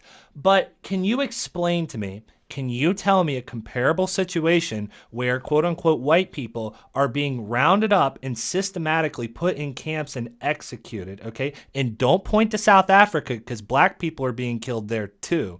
So can you tell me a situation where white people are being genocided? Because what you're talking about, okay, your white genocide conspiracy theory is that there is a plot by the Jews or the cultural Marxists or the globalists to replace white people, when in fact what is going on is white people aren't having kids. Is that genocide, the fact that white people aren't having kids and like immigrants are coming into the country? No, that's not a genocide. That's hyperbole, and you're trying to compare that to the Holocaust. Good luck, buddy. Okay, and that's why no one wants to interact with you, because you're not interacting honestly. So anyway, that was my rant for the. Hey, I appreciate it. Hey man, I think that or interesting approach to dealing with that problem, because you go onto the UN website and you see something about, I don't know if it's like specifically demographic replacement or something like that, but it basically talks about decline rates in Europe and how we should have North African and Central Asian immigration in order to make up for the declining birth. So that fueled the conspiracy theory. But I think the more interesting conversation, because I don't think anybody bothered to tell conservatives about the concept of whiteness or the history of whiteness or how it's been expanded. It used to mean only Anglo-Saxons, but now it means, Celts, Iberians, Slavs, Swedes, Danes, the way that we used to be racialized was very much inner European, where white people would have not conceptualized themselves as a single race. Italian wouldn't be the same as Anglo-Saxon. But because we have like a convenient political memory, now all white people are on the same team. And I don't even think that was accurate 50 years ago. Well, that's going to work on you because you're being reasonable and you're actually taking the time to like read history and contextualize things. But that's not going to work on someone who believes in conspiracy theories, because as soon as you say that, they're going to say, well, you're deconstructing whiteness and you're saying there's no such thing as white. And this is just SJW Jewish nonsense. So like, yeah, I don't know. Do you want to add to that, Bernie? Like what, like the whenever you try to bring up the whole what is white, because that's what I try to point out to them all the time. I try to point out like the history of, quote unquote European and white immigration, but they don't. And it hasn't worked yet. Some people it does, but other people, like the propagandists that they've listened to, have constructed counterpoints to that. Well, and I'm sorry for stealing air, Bernie, but I guess my only thing though is my favorite part, because I was listening to the Destiny Nick Fuentes stream. And Nick Fuentes was talking about how in like the preamble to, I forget if it's the Constitution or the Declaration of Independence, but it's like, we're establishing this country for our posterity. And then he made that somehow into like a direct documentation of the fact that, America was intended for Europeans only. And the truth of it is, as a Spaniard, he would not have been included.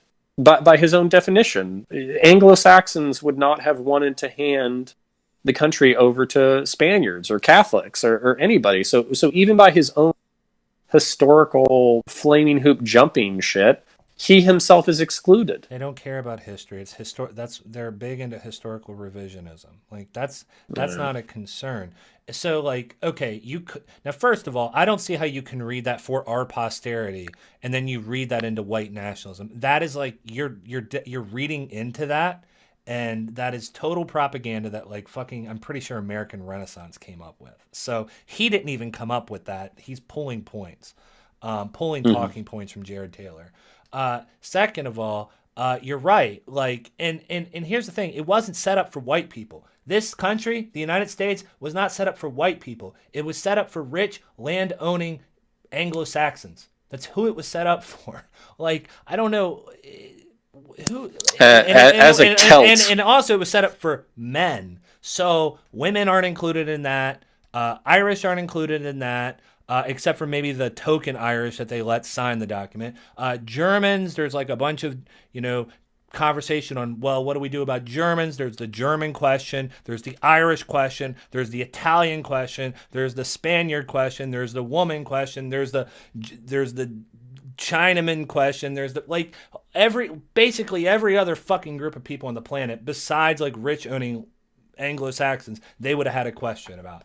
But like post hoc, these people have come in and, well, we're just going to rationalize why like an Italian's included in that. And what I get into them with, I'm like, okay, well, what about Mediterraneans? What about Egyptians? And basically what it gets to, when you talk to a lot of these people, it gets down to they're willing to include so many people until it gets like to black people. And then it's like, well, why? And it's just racism. It's just racism with intellectualism painted over it. Well, here's can I can tie this back into to cop shit. Can I? Sure, go ahead. Can I do that? Yeah. So, I talked to a cop, and this is one of my favorite guys in the world. He's one of the best fucking patrolmen I've ever met, and it's not because he's a nice guy. It's actually because he's an asshole. So I will tell him to his face that he's one of the best cops I've ever met, and I will, in the same breath, call him a fucking asshole to his face. And he was telling me like, oh, I got this favorite intersection, and I was like, okay, what's your favorite intersection? This road and this road. I'm like, wow, that's right outside of the black neighborhood. Could you tell me why? And he basically said, it's like, oh, well, people blow that stop sign all the time. I'm like, all right, that's cool. That makes sense. And then he's like, yeah. And like people have suspended licenses, and people, have pot in the car, guns in the car, this in the car and that in the car. And so, and so this is where like, you almost have to see it as scientific management, because he's like, and by scientific management, I mean using statistics to show how good you are at your job. Sure. So he thinks he's being a good cop because he's going where the violence are. He's going where the drugs are. He's getting tickets because he's finding people without driver's license or without insurance. He thinks he's being a good cop. He's finding people who are violating the law, and then he's giving them the legal punishment commensurate to that violation. But if you have half the police department who thinks just like him, and we're not policing the white neighborhoods, and we're not policing the upper, and we're not policing the nicer neighborhoods, we're not doing all that kind of shit. Basically, what you have is you have this like self of fucking people over with license problems and ticket problems and poverty problems and drug problems. And I can describe 10,000 ways in which jail doesn't help anybody. I still think it's a necessary consequence for people doing evil shit. But are you actually solving the problem of this person's poverty? Are you solving the problem of this person not having a license? Do they not have a license because they're poor, or do they not have a license because they're an incompetent, dangerous driver? And those are two very different problems. Yeah. And then just trying to kick it back to the black people thing. I have a kid that I mentor. I'm actually going to go see him this Friday. Smart as a fucking whip. He's going to be, if he doesn't fall into a pit, he's going to be an excellent salesman. He's going to be an excellent marketer. He's going to be a people person. He's going to be a crowd pleaser. He's just an insanely good kid. But he's a black kid. Grew up on the wrong side of the tracks. Dad's a junkie. Doesn't want to talk to him. Literally told him to his face that this kid's 8, and he said, I don't want to have a relationship with you anymore. Don't talk to me anymore. Yeah. Mom's a junkie too. So he stays with grandma so he can go to school.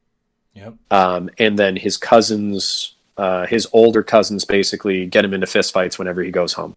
When he goes home, he has to be gangster. He has to be hard. or he has to, fight his cousins and all that kind of shit. Yeah. So he used to get into fights at school all the time. Well, him and I talk. I used to be in the schools as well.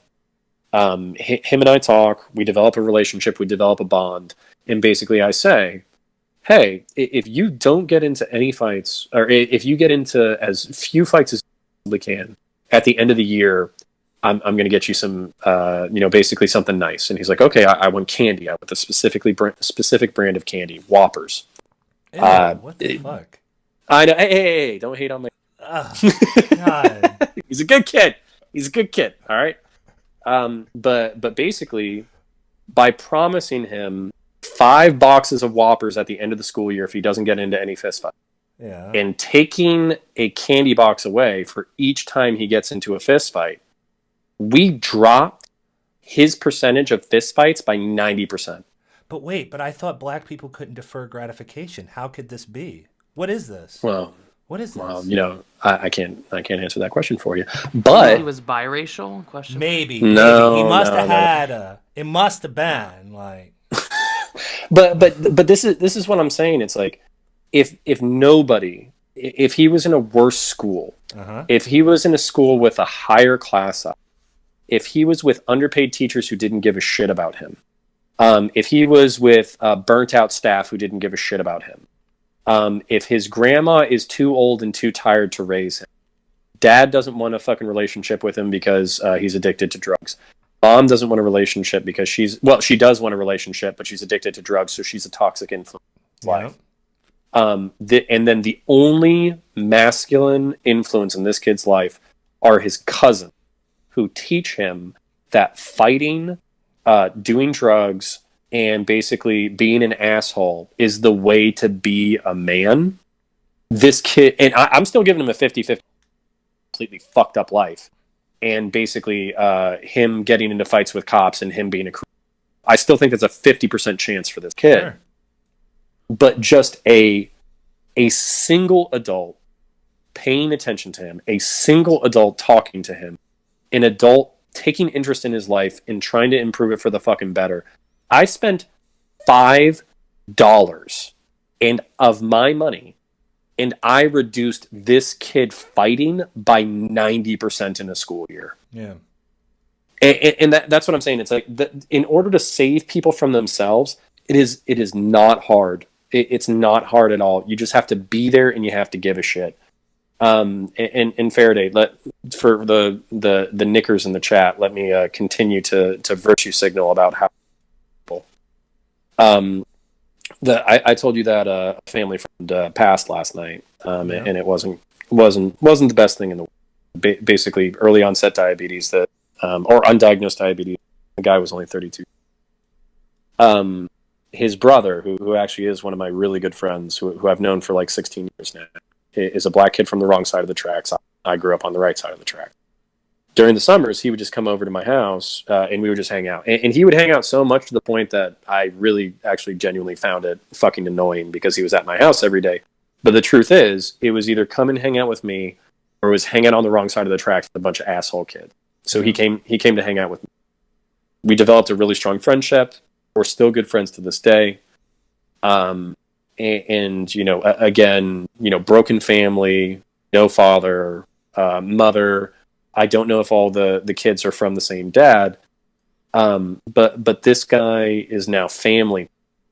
And basically, he had to go pick up his other brother at the airport while his diabetic brother was, passing and on life support. So while he was going to pick up his brother from the airport, I just went there and hung out with his brother while his brother was falling out, and just tried to hold down the fort. That way, if he passed, he didn't pass alone.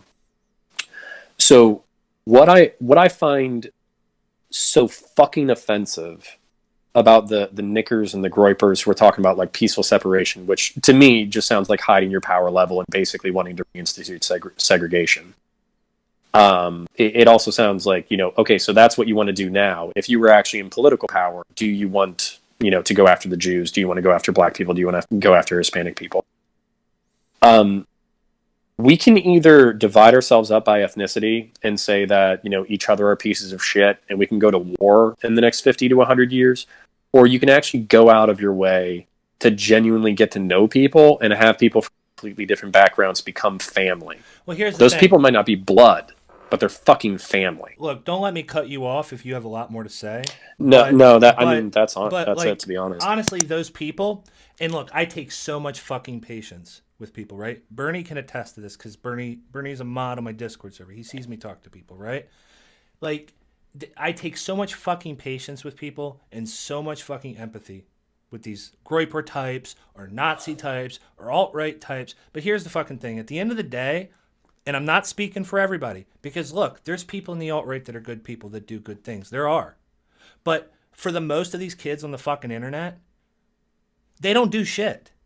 They don't do jack shit for society. They sit on their fucking computer reading infographic after infographic and fucking Nazi book after fucking Nazi book about all this conspiracy nonsense, drawing shit on their fucking walls, talking about all these different connections and spending time on chan boards, spreading shitty memes and talking about how they're building a movement. That's all they do. They don't spend time in their fucking communities trying to help anybody. They don't spend time doing anything. And I mean, and sure, you could probably point to tons of people that spend time memeing on the internet and make this argument, right? But for a group of people that talk about how they are, stoic and they're strong and they're virtuous and they're building a better society and a new path forward, they don't do jack shit. They sit around and circle jerk on the internet and bully people. And what positive benefit does that add to the world? They're not down at their local school mentoring kids. They're not out in the streets trying to help people. They're not out trying to uplift their fellow man. They're not doing anything like that. And like what you're doing with that young boy, that's amazing. And also to Uncle Thomas in the chat talking about white savior complex, go fuck yourself, dude. That's so fucking stupid. Like literally the fucking person that he's describing is like literally so many fucking people that I grew up with in West Virginia and all across Appalachia. And you all don't give a fuck about those people. And if you got your little ethno state, though, after you got rid of the Jews and the blacks and the Mexicans and the gays and the trans, you'd come after the fucking Appalachians next. Because your whole fucking identity, your whole fucking worldview is built on this fucked up pyramid where there's always got to be someone at the bottom of it. And you're just going to keep kicking out the bottoms of that pyramid until there's like literally only the fucking elite. These like hyper-bred fucking rich fuckers sitting at the top. That's the society that you're building. And that's what leftists are trying to tell you, right? Leftists aren't telling you that it's all about identity politics. It's all about black people and all this stuff. What they're telling you is that if you are willing to treat the people at the lowest rungs of your society this way, then you're willing to treat everybody in your society this way. And you have a whole superstructure that is built on oppressing people. It's not about claiming oppression. It's about trying to get rid of that dynamic. But if you want to spend time on the internet and you don't want to actually go out and help people and uplift people and try to get to the bottom of why people are in their circumstances, because Connor's right. The reason that kid is like gonna grow up to be a criminal, 50-50 chance, is because of all the influence in his life. And if you don't do what Connor does and go out and like try to add a positive influence, then that's destined to change. That's destined to happen. And nothing's gonna change. Well, and I got two things, and maybe I'm let me just go ahead and admit some level of guilt in being a piece of shit. Mm-hmm. Sometimes I do the right thing for the wrong reasons, right? Okay. Like I do want to be a good person. I do want other people to see me as a good person. I do want to, have this positive feedback loop of people being like, "Oh, that Connor guy, he's a nice fucking guy. He's a good dude." Doing the right thing. Right. But what I stopped doing is I think it's a very teenage.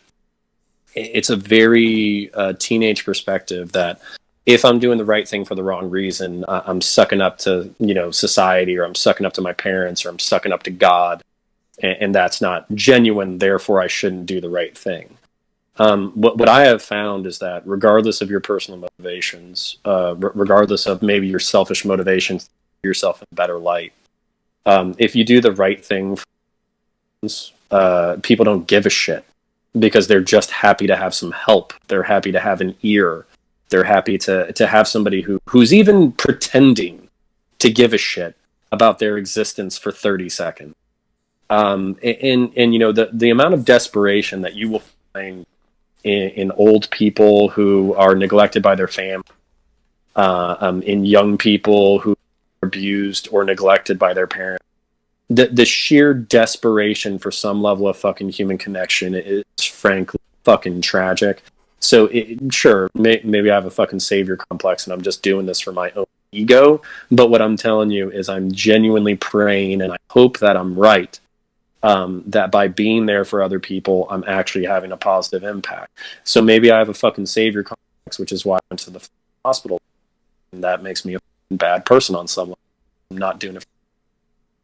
But I'll tell you that when I saw my friend, who I've known for 17 fucking years, who had to go pick up his fucking from the airport so his brother could see, his blood before his blood passed on.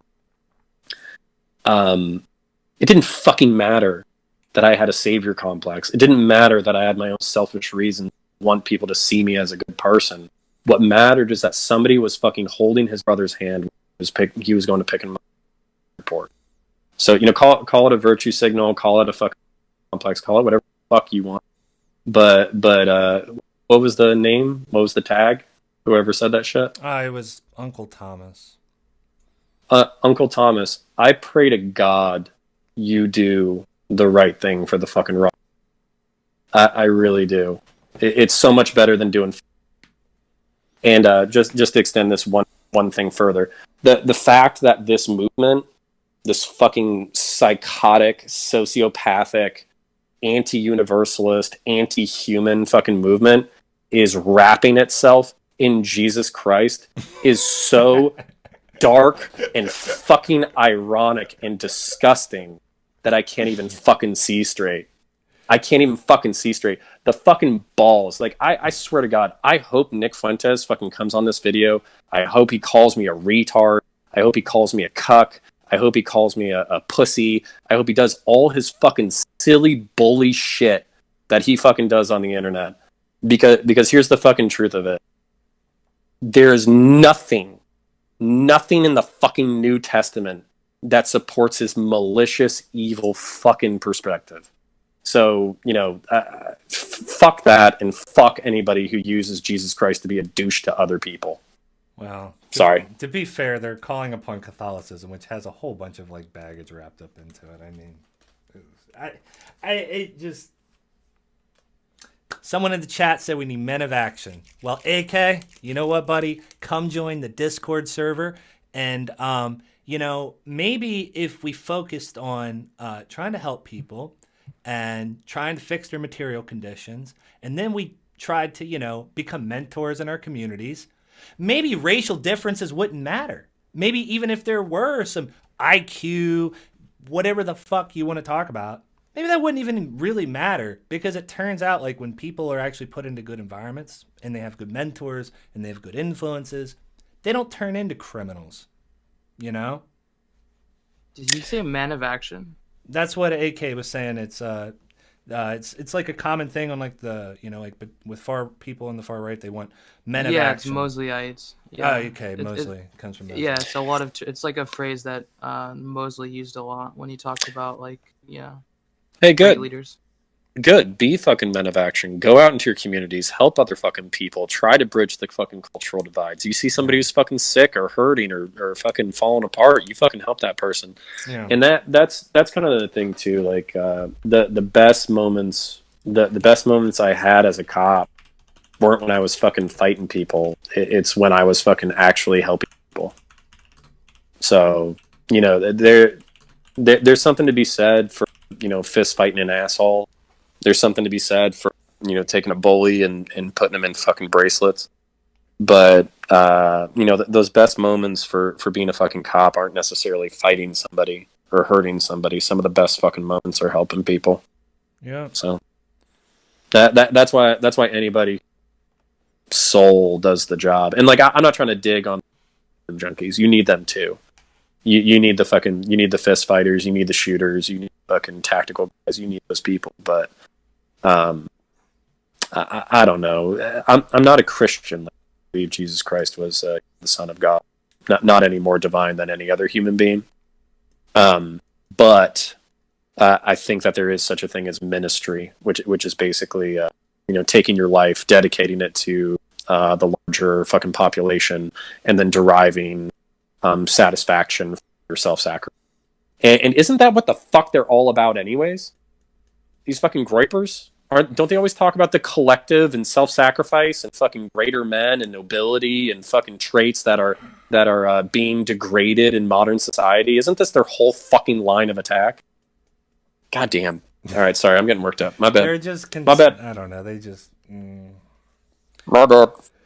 Well, I don't know. I mean, look, we could probably close it out here, but like, and you're welcome to come on any time again, right? I'm sure we could talk about the cop stuff more, but that's what I want to see. Like, can people stop obsessing about fucking race stats and all this like bullshit? If you come to Appalachia, you're gonna see the same types of crazy shit. And we were in and we were in the Discord server the other night, like comparing stats, like per capita.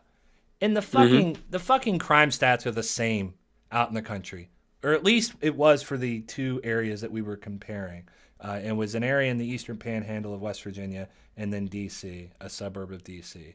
And it's like, no, I'm sorry for interrupting. I just want to jump in here real quick. It's not the race stats that's a fucking problem. It's what do you want to do about it? Well, do you want to improve education? Do you want to improve early childhood education? Do you want to stop locking up fucking black men and poor white men over bullshit crimes?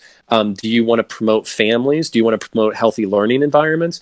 Do you want to give adequate funding to fucking education? Do you want to depoliticize education? That way we can all agree that sending our kids to public school is a good idea.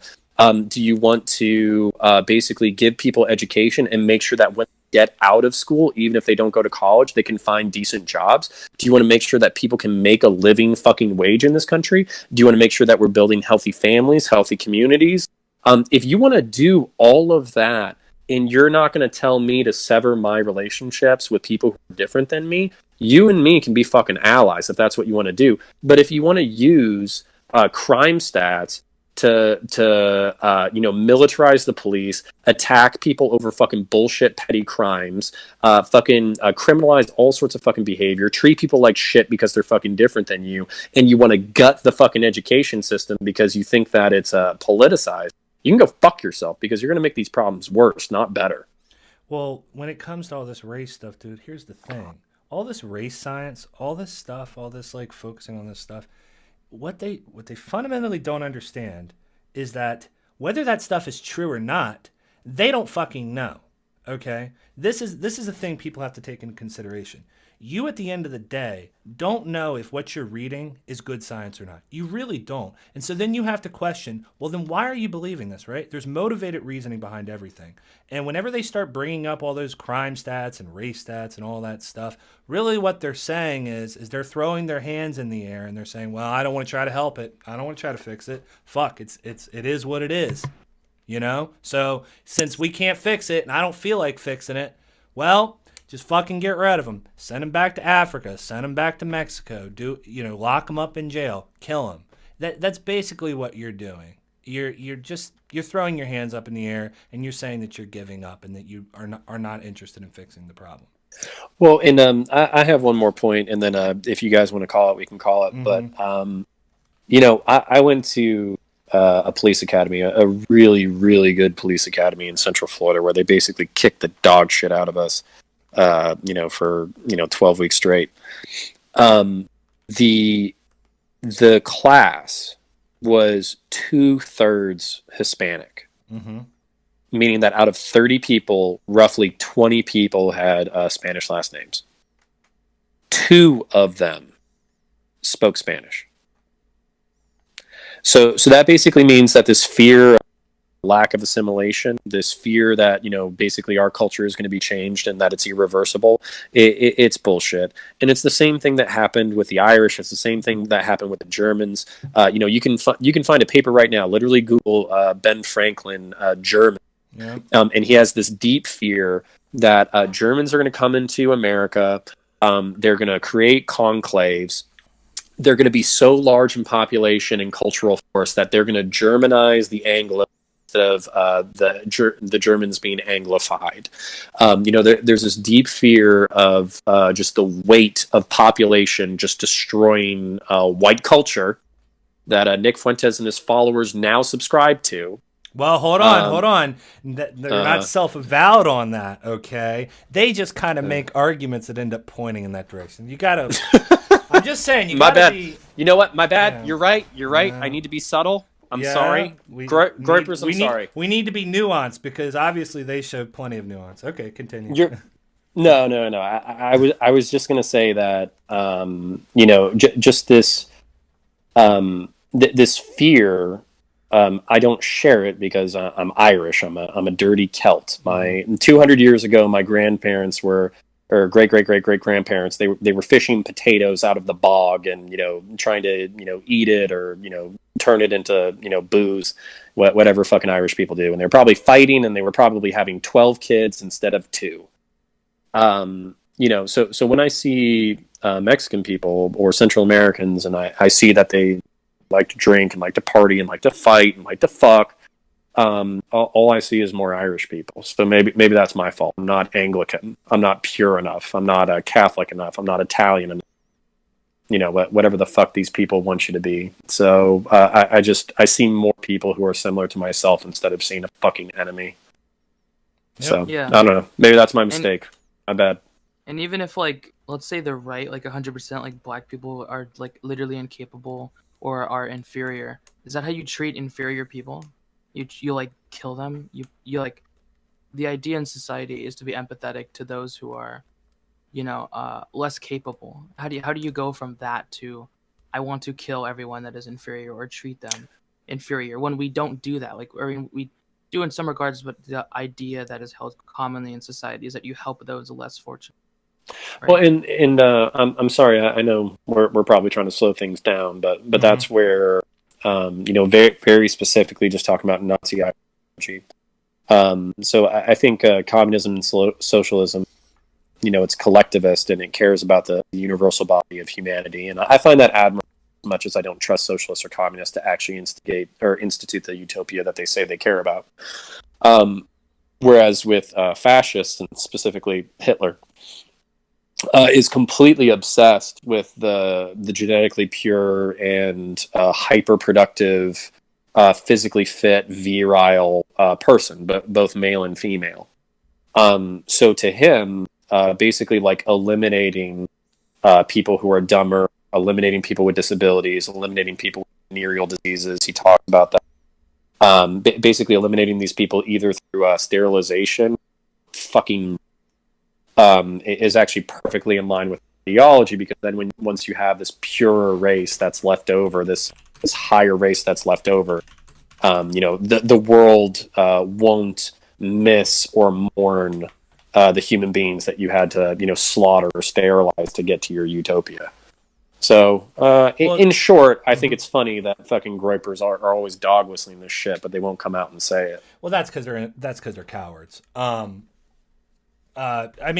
Here's the problem. Okay, everything that you're describing with Hitler, right? And that's essentially all this far right stuff. And I know, because this is the mentality that I had when I was on the far right.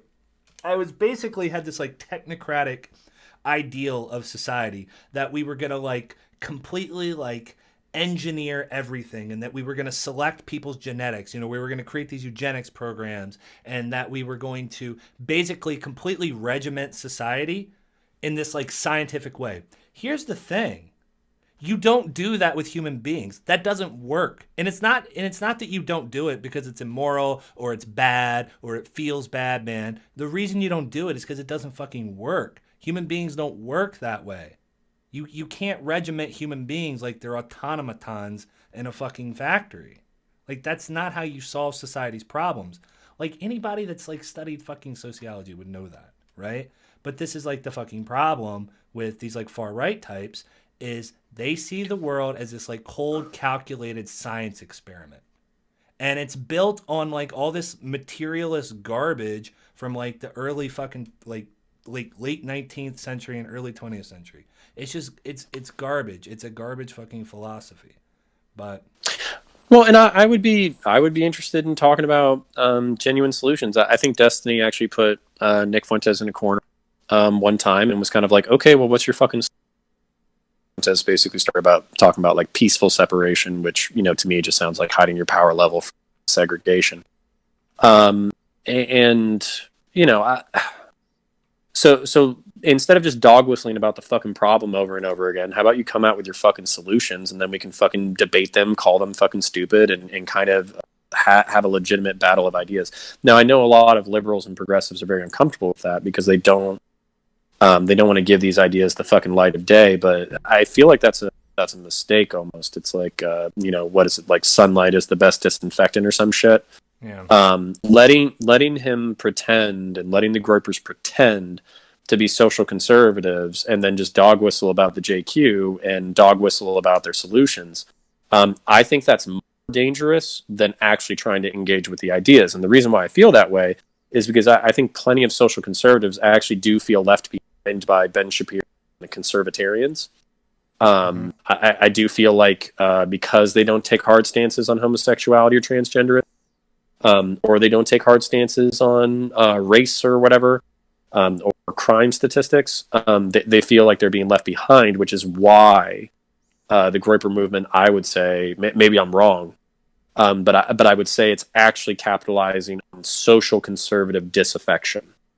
But the danger with letting them continue to do that is they will gain, this was something that was actually talked about by Ben Shapiro, they will gain this air of legitimacy because there are so many people who subscribe to it. And the only way that those people jump ship is if the actual ideas and the actual ideology and the actual goals are exposed. So that's my hot take. I could be wrong, but that's my hot take. Uncle Thomas, we're wrapping this stream up. You can come on another time. You can the Discord links in the it's in the comment or the description of the video. So just go there and get the Discord link. AK, you should jump in the Discord too because I'd like to talk to you. Well, and can I? Uncle Thomas is the guy who was, kind of being a little bit of a dick earlier. But what is he just saying that he wants to jump on so he can defend it a little bit or talk about it a little bit? I guess so, but we don't need to do that now. But Uncle Thomas, like I am genuinely interested in talking to Groypers. My only fear. He's not a Groyper, by the way. What is he? I don't know. Uncle Thomas, what's your position, man? I have some questions here that we'll do at the end. Oh, by the way, is he a tradcon? I'm not sure. Tradcon. Is he a social conservative? Is he a paleo? I'm sure. I'm probably assuming he's a social conservative. So Fang Saber, by the way, from California, says you were a good dude. He's independent. Oh, come on! Don't say independent. That's come on. I hate it when people say I'm an independent. No, independent is not a position. I'm a free thinker. Independent is a check on a voting registry. Okay, Uncle Thomas, another time, if you're not slippery as fuck, I wouldn't mind having a conversation. Yeah, anytime. I'm pretty like open to bring people on the stream as long as they're not going to come on here and like throw slurs around and just be assholes. Good faith actors only. Okay, so look, we'll do. Well, I can only speak for myself. You guys are. Literally, if you have donos or whatever, or if you just have questions in the chat that you've kind of saved, I'm happy to do like 20 minutes worth of shit. Another 20 minutes worth of shit. Yeah, we'll make the questions here at the end quick because it's going on 2.5 hours. By the way, hello Courtney. Okay. I'll be concise too. Okay. I'll be concise. So these questions, there's not a whole lot of By the way, Moody Juice, no one's talking about a utopia, man. And you guys, like, I could throw the same claim at you. You guys want to create some racial utopia. What do you think? Everything's going to be perfect once you get all the white people? Stop throwing out straw men, dude. If you're going to engage with the other side, do it honestly. Like, it's really annoying and frustrating. But I guess that's more interesting for you. Okay. Quick. So I don't have a whole lot of context to these questions, so just answer them however you see fit. What is your opinion on police unions? What do you think about police unions? They're overprotective of bad actors, but if you didn't have police unions, not a lot of people would be willing to be cops. Okay. Do policing issues get better or worse depending on the political party holding office, Democrat versus Republican? So for cops, it gets worse when Democrats are in office. There's a mainstream anti-police sentiment. Sentiment for when Republicans are in office, it's almost worse because then cops are fucking hero worshipped and they can kind of get away with more shit. AK, we don't. He's using slurs, dude. He's not getting banned for his ideas. He's been spamming race stats and fucking conspiracies the whole time. If people would just act civil, they wouldn't get timed out. Okay, how do you... Okay, so earlier you were talking about, and I don't think I caught this, but you were talking about a community council, right? That would include cops. And then I guess you used the word absurd. How would you define absurd in regards to into what you were saying there? I missed what you were saying. So. Civilian review boards or whatever. There's very specific moments in law enforcement. The first time you draw down on somebody, you see cell, the first time that you go on a traffic stop. There's just these very emotional, visceral moments. Your first foot chase. If you don't know what those moments are like, then you don't know what adrenaline feels like. You don't know what fear feels like. You don't know what the anguish and anger of basically seeing a dead baby or dead baby animal feels. I'm an animal person, so dead puppies fuck me up, and dead cats fuck me up. But the point being, if you haven't experienced it emotionally, you're not going to have fucking context for why somebody would act or overreact. So it's not to excuse overreactions. It's just to have more empathy with them. End of sentence. Okay. Pineapple, I don't know what you're apologizing for, man. But it's okay. Does anybody have questions for Connor while we're here? Just so anybody that doesn't know, Connor used to be a police officer. He's a conservative. Does anybody have any questions before we close it out? And I'll stream for probably 20 minutes after Connor hops off just to talk with chat. But I had one quick. Go ahead, Bernie. I think, was there something about murder? Did you have to were there times particularly where you had to use excessive force? Well, excessive force is a measurement, basically saying that your action isn't warranted based on the situation. But did I have to use lethal force? I never had to kill anybody. I did have to pull my gun on a bunch of people. I did get into a decent amount of fistfights with people. I've been punched, I've been kicked, I've been bit, I've been on. I've had people threaten to murder me. I've had people threaten to murder my family. And I've been close to pulling the trigger a couple of times. And I'll tell you, physiologically, being ready to pull the trigger is not much. Basically, what I'm telling you, if a hair's breadth or information told me that I was about to get shot or stabbed, I would have I would have dumped the magazine into these people in a second. So no, I haven't killed anybody. Yes, I've been in very intense situations. I have a quick question for you. Do you think the typical gun owner carrying a concealed carry or having a gun in their home, do you think they're anywhere near prepared to actually react responsibly in a situation? Average? Just the average fucking gun owner. Average, no. But that's not to say that cops are fucking great either. I would say the average cop is unprepared for physical violence.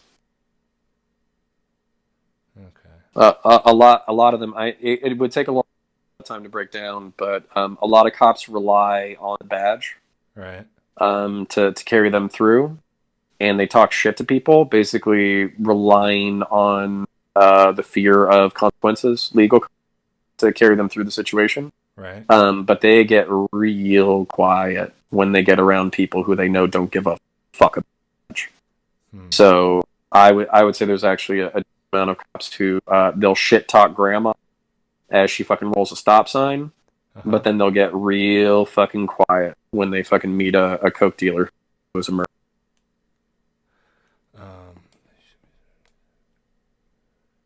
This is just from someone on my server. Teddy said, I find that Connor's answer on being against civil review boards lacking, even though I disagree with them as well. While I do think police need more training and compensation, they should still be criticized for failure. We have to hold them more accountable in response for them being more trained. We probably agree more than we disagree. I wouldn't mind working out the subtleties with somebody like that. We probably agree more than we disagree. Okay. Cool. All right. I had one more question. Go ahead. Yeah. Would you give any advice? Like, what advice would you give for someone who wants to try to de-escalate a situation with a police officer, or how can a person avoid escalating a situation unnecessarily or by accident? Dude, I will try to answer this succinctly, because I actually think there are succinct answers. But you've basically picked on something that we could probably spend an entire hour on. Keep your basically freeze, keep your hands visible. Yes sir, no sir, yes ma'am, no ma'am. And then basically just follow instructions as best you fucking can. And if they're screaming at you, which is getting you all fucking worked up or whatever, just say, hey man, look, I'm trying to be cool. You're making me nervous. I'm trying to follow your instructions as best I can. Verbal and nonverbal cues, cops can very easily mistake for resistance. So for instance, like you tense up, you get a little bit fearful, you get a little fidgety, you stick your hands in your pockets, you get nervous, you're babbling. All of that shit are perfectly normal physical reactions to dealing with a cop in the first place. If you're trying to communicate that you're not a violent person and you're not trying to hurt them, basically freezing, following instruction, and then just communicating with them that you're not a bad actor is the easiest way to de-escalate. Of course, there's problems where cops still see somebody who's basically doing everything right and they still treat them like shit. And I don't have any good advice for that situation besides just trying to do the right thing. The worst thing you can do as a civilian, and I say this if I was dealing with you as a police officer, like I try to think of myself as the most chill cop who ever lived. If I was dealing with you, it would be a fucking problem. And if the most dickish cop in the world was dealing with you, it'd be a fucking problem. Is saying, I'm not resisting, while you're fucking walking away, pulling your arms away, throwing elbows, talking shit, calling people, whatever bad words. I won't use the ones that I've been called. But saying that you're not resisting while walking away or fighting to get away, that's a really good way to get slammed on. So don't do that. Are you concerned with increasingly violent police culture? Police departments seem to be becoming more insular. Yes, no. Cops have a victim complex. I think you can solve it a lot with body cameras and also just promoting the community-oriented policing model. I know a lot of people are skeptical of because they think that when you meet a coke dealer who murders people, you shouldn't have to hug it out and try to be his best friend. I feel like that's a misapplication of the concept. I think community-oriented policing could do a lot to fix the rift between civilians and cops. Okay. So Teddy, again, I guess he is referring to your response in terms of like how to cooperate with an officer. Mm-hmm. Says this failed for the Shaver case. That's the case that we discussed earlier in Arizona. As you acknowledged, what do you say should have happened to the officer in that case? What do you think should happen to that officer? Also, would you be in favor of the DOJ being an oversight community for the police? DOJ, yes. Having an independent investigation agency is almost always a good idea. So, for instance, state law enforcement in Florida, they arrest local and county cops all the time. Basically, I don't want to say all the time, but, state police are known and feared throughout the state of Florida by local and county law enforcement. Because they don't give a fuck that you're a cop. If you fuck up, if you break the law, if you're speeding off duty, if you beat your wife, if you fucking do any of that shit and you're dealing with a state troop, they will not cover it. They will fuck you up. So having the feds as kind of like a fail-safe oversight is perfectly good. And then I'm sorry, there was a first part of the question that I missed. Can you ask it again? I guess what do you think should have happened to the police officer in the Shaver case? Manslaughter conviction, 5 years, stripped of police powers, no retirement, mandatory psychological counseling. Okay. And then also I think this needs to apply to all felons, not just cops. I think after a 3-year probationary period where basically you get a job, you're stable, you're trying to take care of your family, you're trying to take care of your community, there needs to be a way to maintain your criminal conviction, but take off the label felon so you can get a normal job. And I'm not just saying that for cops, I'm saying that for fucking like weed dealers and coke dealers who want to go straight. Okay. There's got to be a way to come back into society. Yeah, no, absolutely. Okay. Thermite said you should go on Fuentes' stream. I would love to, but that's only because I would actually want to have a genuine conversation. If he gets all fucking slippery on me and just starts calling me bad words, he was calling like Destiny a pedo or whatever. Yeah. I'm not interested in just being name called and shit talked for 2 hours straight while not being able to have a genuine conversation about what he believes and what. They call him Slippery Nick for a reason. So. Well, and I wouldn't even want to enter the conversation by calling him Slippery Nick. I kind of want to sit down, talk about World War II history, talk about current history, talk about demographic changes, talk about crime stats, and then talk about solutions. If he wanted to talk about genuine fucking solutions instead of doing the irony bro thing and then just calling me a dickbag, I'd be happy to talk. Yeah. If he's just going to call me a dickbag for 2 hours, I'm not interested. Brandon, thank you for the $3. If you have a question or anything, Brandon, just let us know. You can just type it in the chat there. Okay. Dusk Malice, I made you a moderator, by the way. Guys, I don't know what's going on with my audio. I mean, I can turn the gain up more, but... Okay. I would say that's actually higher and not more, but that's just my perspective. Someone asked if you had worked with police whistleblowers. Oh, dude, I love this question. I love this question so fucking much. So the thin blue line is not as strong as people think it is. Other cops want to snitch on cops all the fucking time, but we can't because we live with each other. We work with each other. We spend 12 hours a day together. We're reliant on each other for fucking survival. So if I mean, obviously like a fucking murder or some shit, you're not going to cover that up.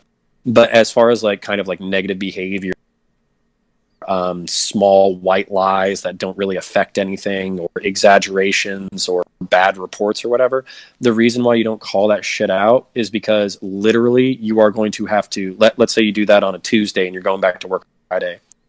You report that issue, that person gets in trouble, you come back to work on Friday, you guys are now responsible for backing each other up, where you're rolling into a situation where somebody might want to kill you.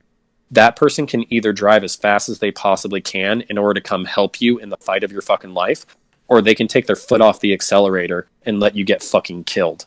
Yeah. That's why cops don't snitch. It's not because we don't hate bad cops. It's because Like, I mean, is there some fucking morality where we should be willing to fucking snitch on bad cops? Yeah, sure, absolutely. But am I going to get fucking murdered in order to enforce that moral standard, especially if that moral standard doesn't have any large societal impacts?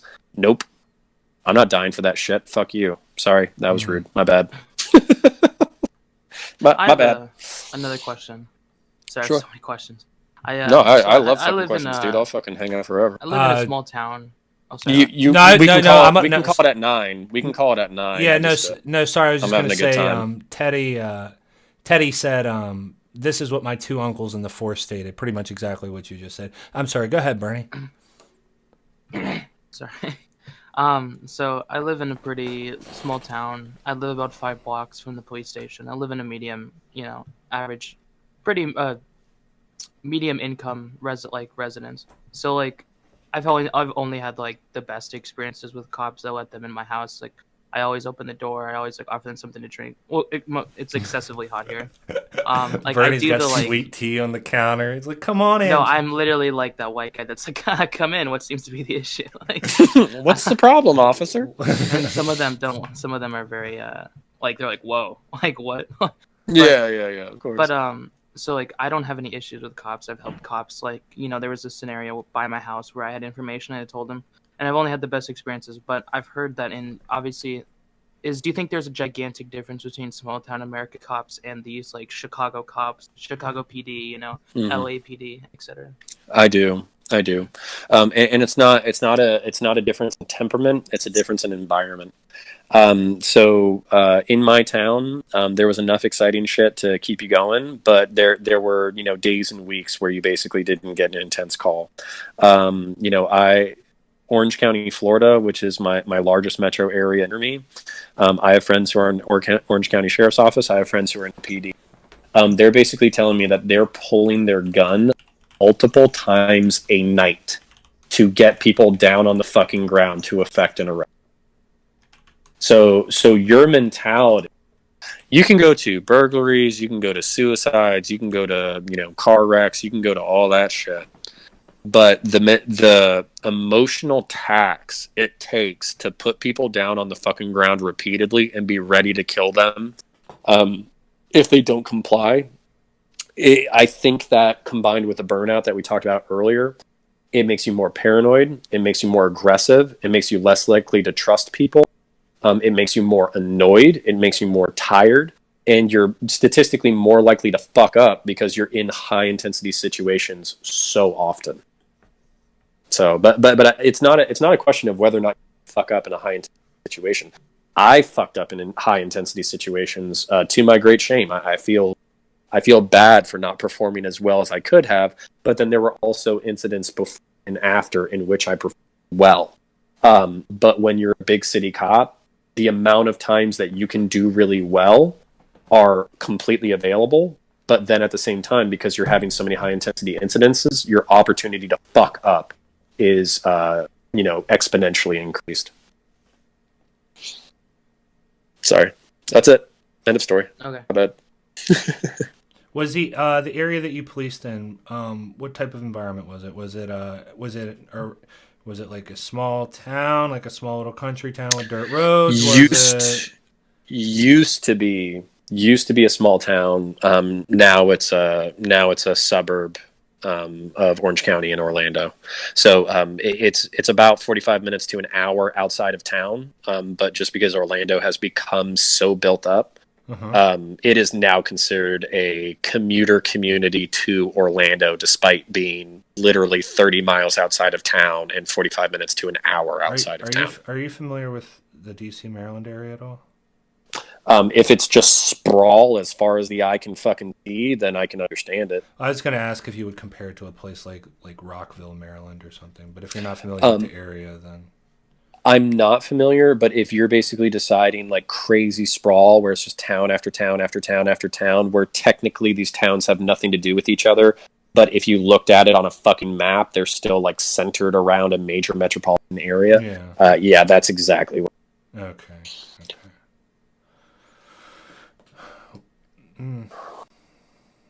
I don't know. I'm drawing a blank. I don't know if I have it. Does anybody else in the Dude. chat have a question? Anything they want to ask? You got a cop here, guys. Come on. You got a. I felt like we covered some good ground. He's a legitimate Fed. I mean, you can get some good questions in right now.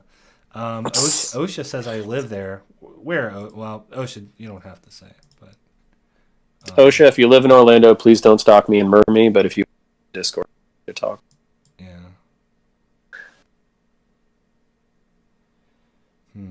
Yeah. Well, I mean, what are your thoughts on Antifa? I would say because they flew the Soviet flag a few times, that fucking rubs me the wrong way. I really, really, really don't like authoritarian communists at all. Almost viscerally so. It's almost like a visceral emotional reaction to fucking hate tankies. But I have a friend who's involved in Antifa. I get his logic about preventative violence. I don't agree, and I don't think it works.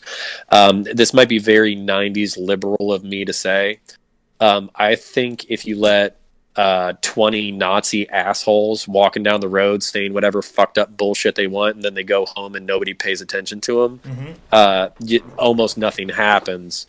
The second you have black blocs show up and start beating the shit out of people, you muddy the water by making them look like victims. So I think Antifa. I would understand Antifa if you think Trump is an actual Nazi who's fucking murdering people. I understand your perspective being pro Antifa more. If you think that we're still within the realm of liberal democratic norms, which I'm sure plenty of the lefty audience does not believe. I think Antifa is counterproductive. Okay. I mean, I actually agree with your point on when you go out and you just like beat the shit out of people, like Nazis or whatever, punch a Nazi, you actually do end up like creating a huge like propaganda piece for them. Christian Picciolini, a former Skinheads, talked about that the two conditions that Nazis, basically neo-Nazis and fascists, thrive under is silence and violence. So if you're silent and you just give them a platform to just spew their bullshit, then they're able to propagandize freely. But if you go out and you punch them and you beat them up, and then that gets recorded and that gets clipped out, and then that gets spread around on their forums and their YouTube channels and all this stuff, you've now created a narrative that they use to grab the center up with to say, well, look, we're just out here peacefully talking and spreading our free speech, and these horrible, communists that want to destroy the country are, attacking us, peaceful Americans, so. Well, and I do want to expand on this a little bit. And again, guys, I could literally hang out for fucking ever. I just know that we're probably trying to wrap. So Hitler literally talks about how he would send members of the Nazi Party to go to socialist meetings and basically like do the same thing the Groypers are doing, where they ask intentionally inflammatory questions and they basically start at least verbal, if not physical fights.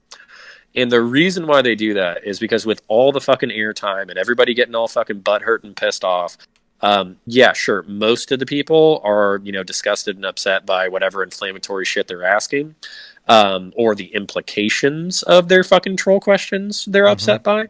But then there is a small percentage of people who will Google. Well, I mean, obviously this wasn't true during the fucking 40s. I'm not talking about Google, but there were people who were interested about why this political faction was getting such a visceral reaction. They're like, oh, well, people wouldn't be pissed off unless there was something true about it.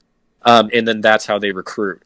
So the Groyper War, I almost guarantee you, I don't know if Nick will ever admit to it, but it's almost out of Hitler's playbook to politically instigate and then get people all riled up and pissed off and then recruit from the people who are now interested, previously did not know who the fuck you were. I didn't know who Nick Fuentes was maybe a month ago. Now I know exactly who the fuck he is. And I think that's very intentional. Yeah. Jerry, that's what, a lot of people don't really realize is that all this stuff is not new, that the Nazis wrote the playbook on a lot of this stuff. And I'm sure there's like a lot of these tactics are older than that, but they like, man, they really formulated a lot of shit between Goebbels and his propaganda machine and Hitler and his fucking like, his political tactics. Like, they wrote the fucking book.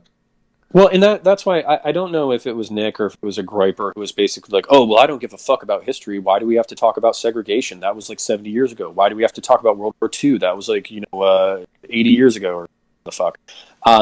Somebody else do math for me. I'm a cop, not a fucking scientist. Mm-hmm.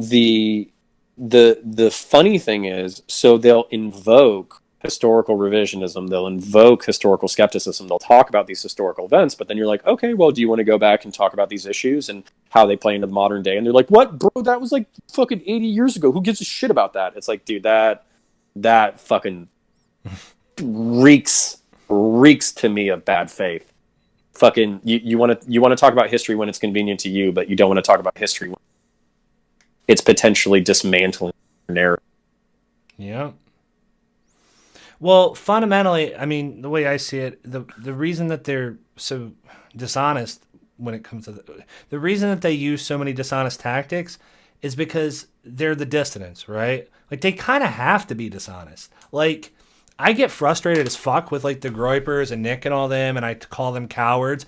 But I mean, honestly, if I was them, I'd be doing the same things, because if they are honest, if they are, completely transparent with their intentions, and they don't dog whistle and they don't, rebrand and water down the message, nobody's going to want anything to do with it.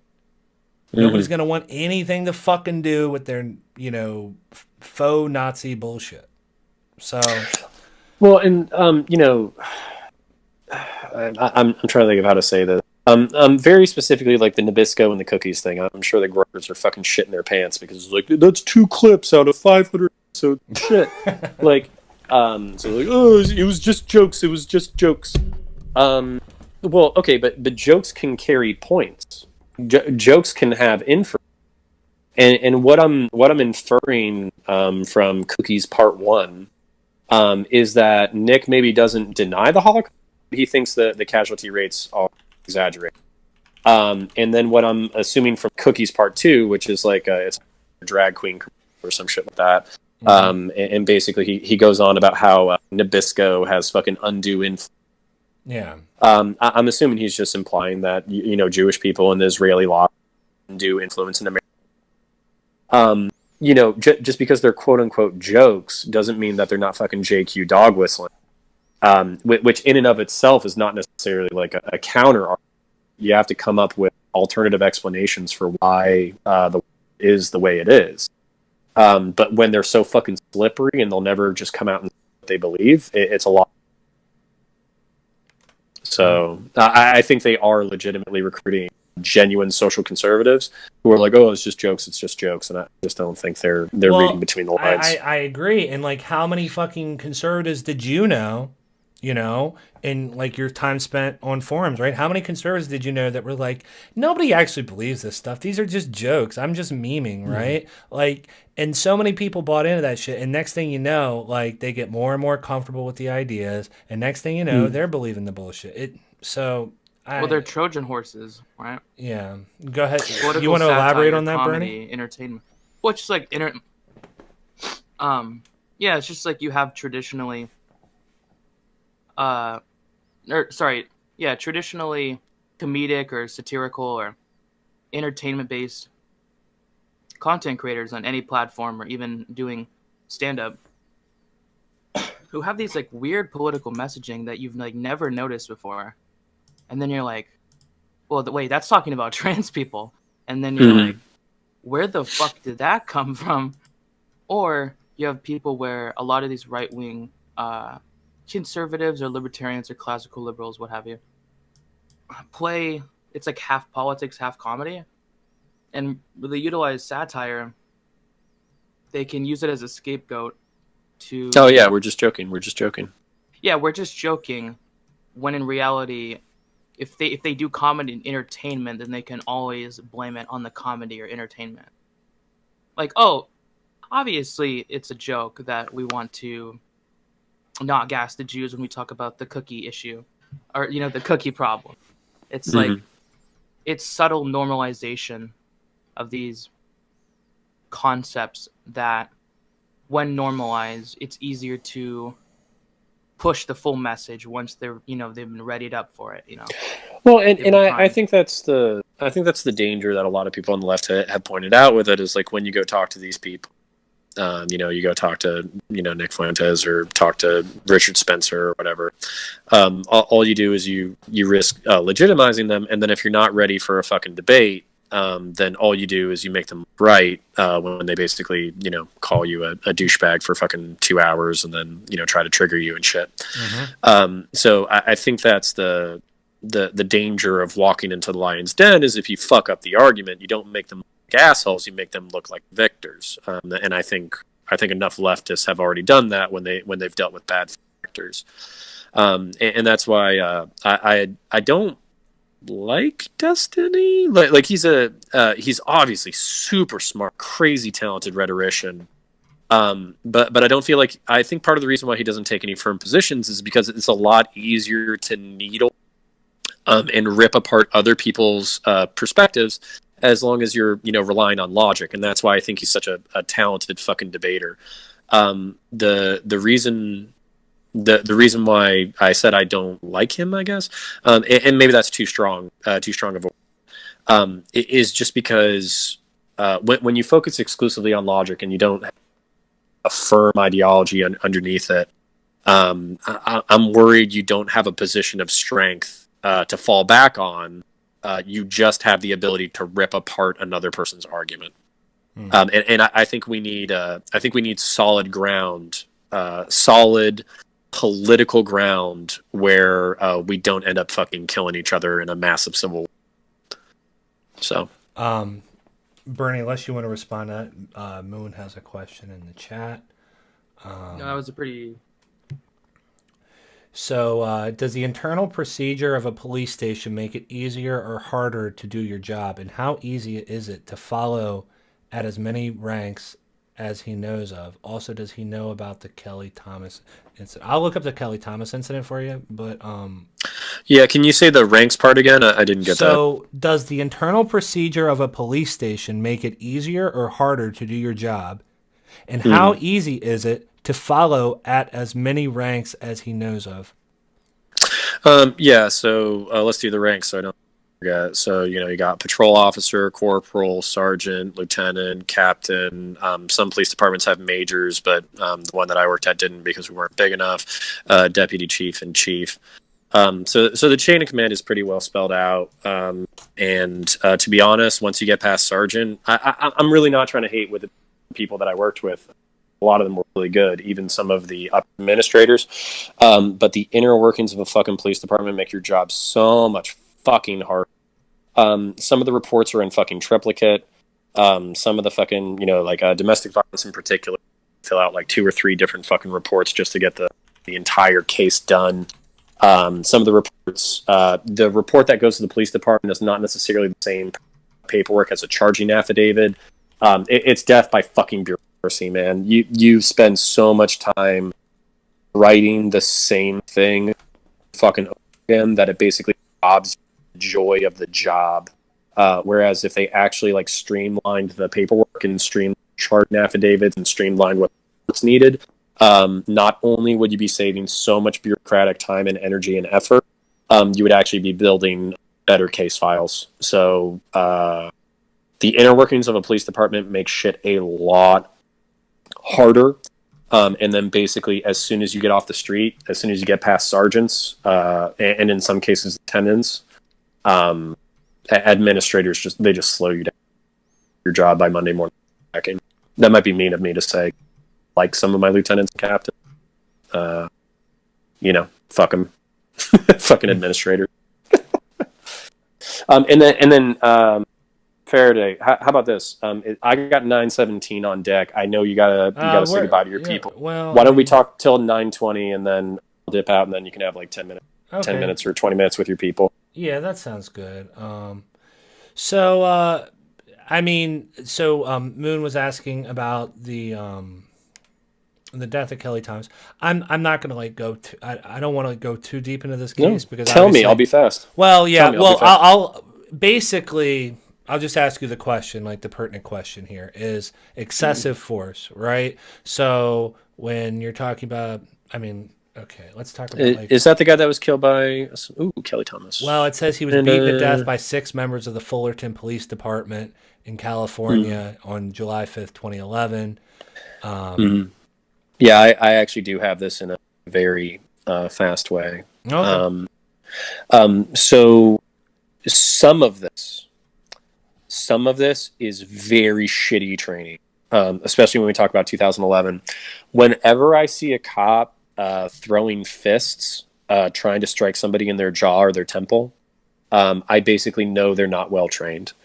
And by that, I mean, if you actually clip somebody in the jaw, if you clip somebody in the temple and you make them black out, and they fucking slam their head into the cement, there's a very strong chance to fucking kill them. Now, obviously, if a cop is a fucking former boxer, I'm not going to hate on a former boxer. I'm just talking about like regular Joe schmoes who put their hands up and then start like flailing at their opponents. And I actually think that jiu-jitsu and grappling and American wrestling is an infinitely more useful skill set than striking and boxing and law enforcement. The reason why is because you can manipulate somebody's elbows, you can hands, you can manipulate their arms, you can wrists, you can manipulate their legs, and you can basically do things that don't kill or permanently injure people, but still get them to comply. And if you don't have the knowledge of fucking body mechanics on how to fucking manipulate people in that way, you run the risk of killing people. And then specifically, they're saying that they beat this guy to death. I don't know if they fucking punched him or hit him in the head with a baton. But another thing that's very common is positional asphyxia. I know that this happened very recently. It was all over the news. Dallas PD killed another guy a few years ago, and they just released the body. They basically pin you to the ground, they handcuff you, fucking hold your legs, and leave you on your stomach. If you stay there for a long time, your body weight, especially if you're out of shape or weight, you can basically suffocate yourself to death by not allowing your diaphragm to properly expand. This happens all the time, and cops need to be trained in grappling and in custody deaths. And in custody deaths basically meaning positional asphyxia, overdosing, and not medical. I'll be a little bit faster. Yeah. I'm going to keep my promise and let you go. But the other problem is a lot of people have, I forget what they fucking call it, but it's basically like, oh, I have chest pain. And the reason why they say that, you know, as soon as they get arrested, A, because they're under a lot of stress. B, they're often under drugs. C, they have heart. D, they don't want to go to jail. They think by saying that they have fucking chest pain, they'll get taken to the hospital. They'll get taken to the hospital, but then they'll just sit there for 3 fucking hours and they go to jail anyway. So a lot of the reason why cops don't like fucking calling EMTs unless it's absolutely fucking necessary is because they don't want to sit in a fucking hospital because this asshole said they had fucking chest pain doing a coke and fist fighting cops for. So that being said, though, if you want to cover your ass, suck it up, go to the hospital. It's the job. It's the fucking job. If you don't want to do the job, don't do the job. Do something. But part of the job is dealing with pain in the ass people who do illicit drugs and then fist fight you. So basically, at the end of this like 2.5 hour conversation, your advice to the police department is essentially listen to Joe Rogan, learn jiu-jitsu, and maybe take mushrooms, and we'll solve the problem. That's the yes. what I'm getting. Okay. Unironic. you know the fucking Chad cartoon fucking staring into the distance, fucking YES peer beneath it. That yes. Do shrooms before you become a cop. Learn Brazilian jiu-jitsu. Try to be a dude, not a dick. Yeah. And try to make the world a better place.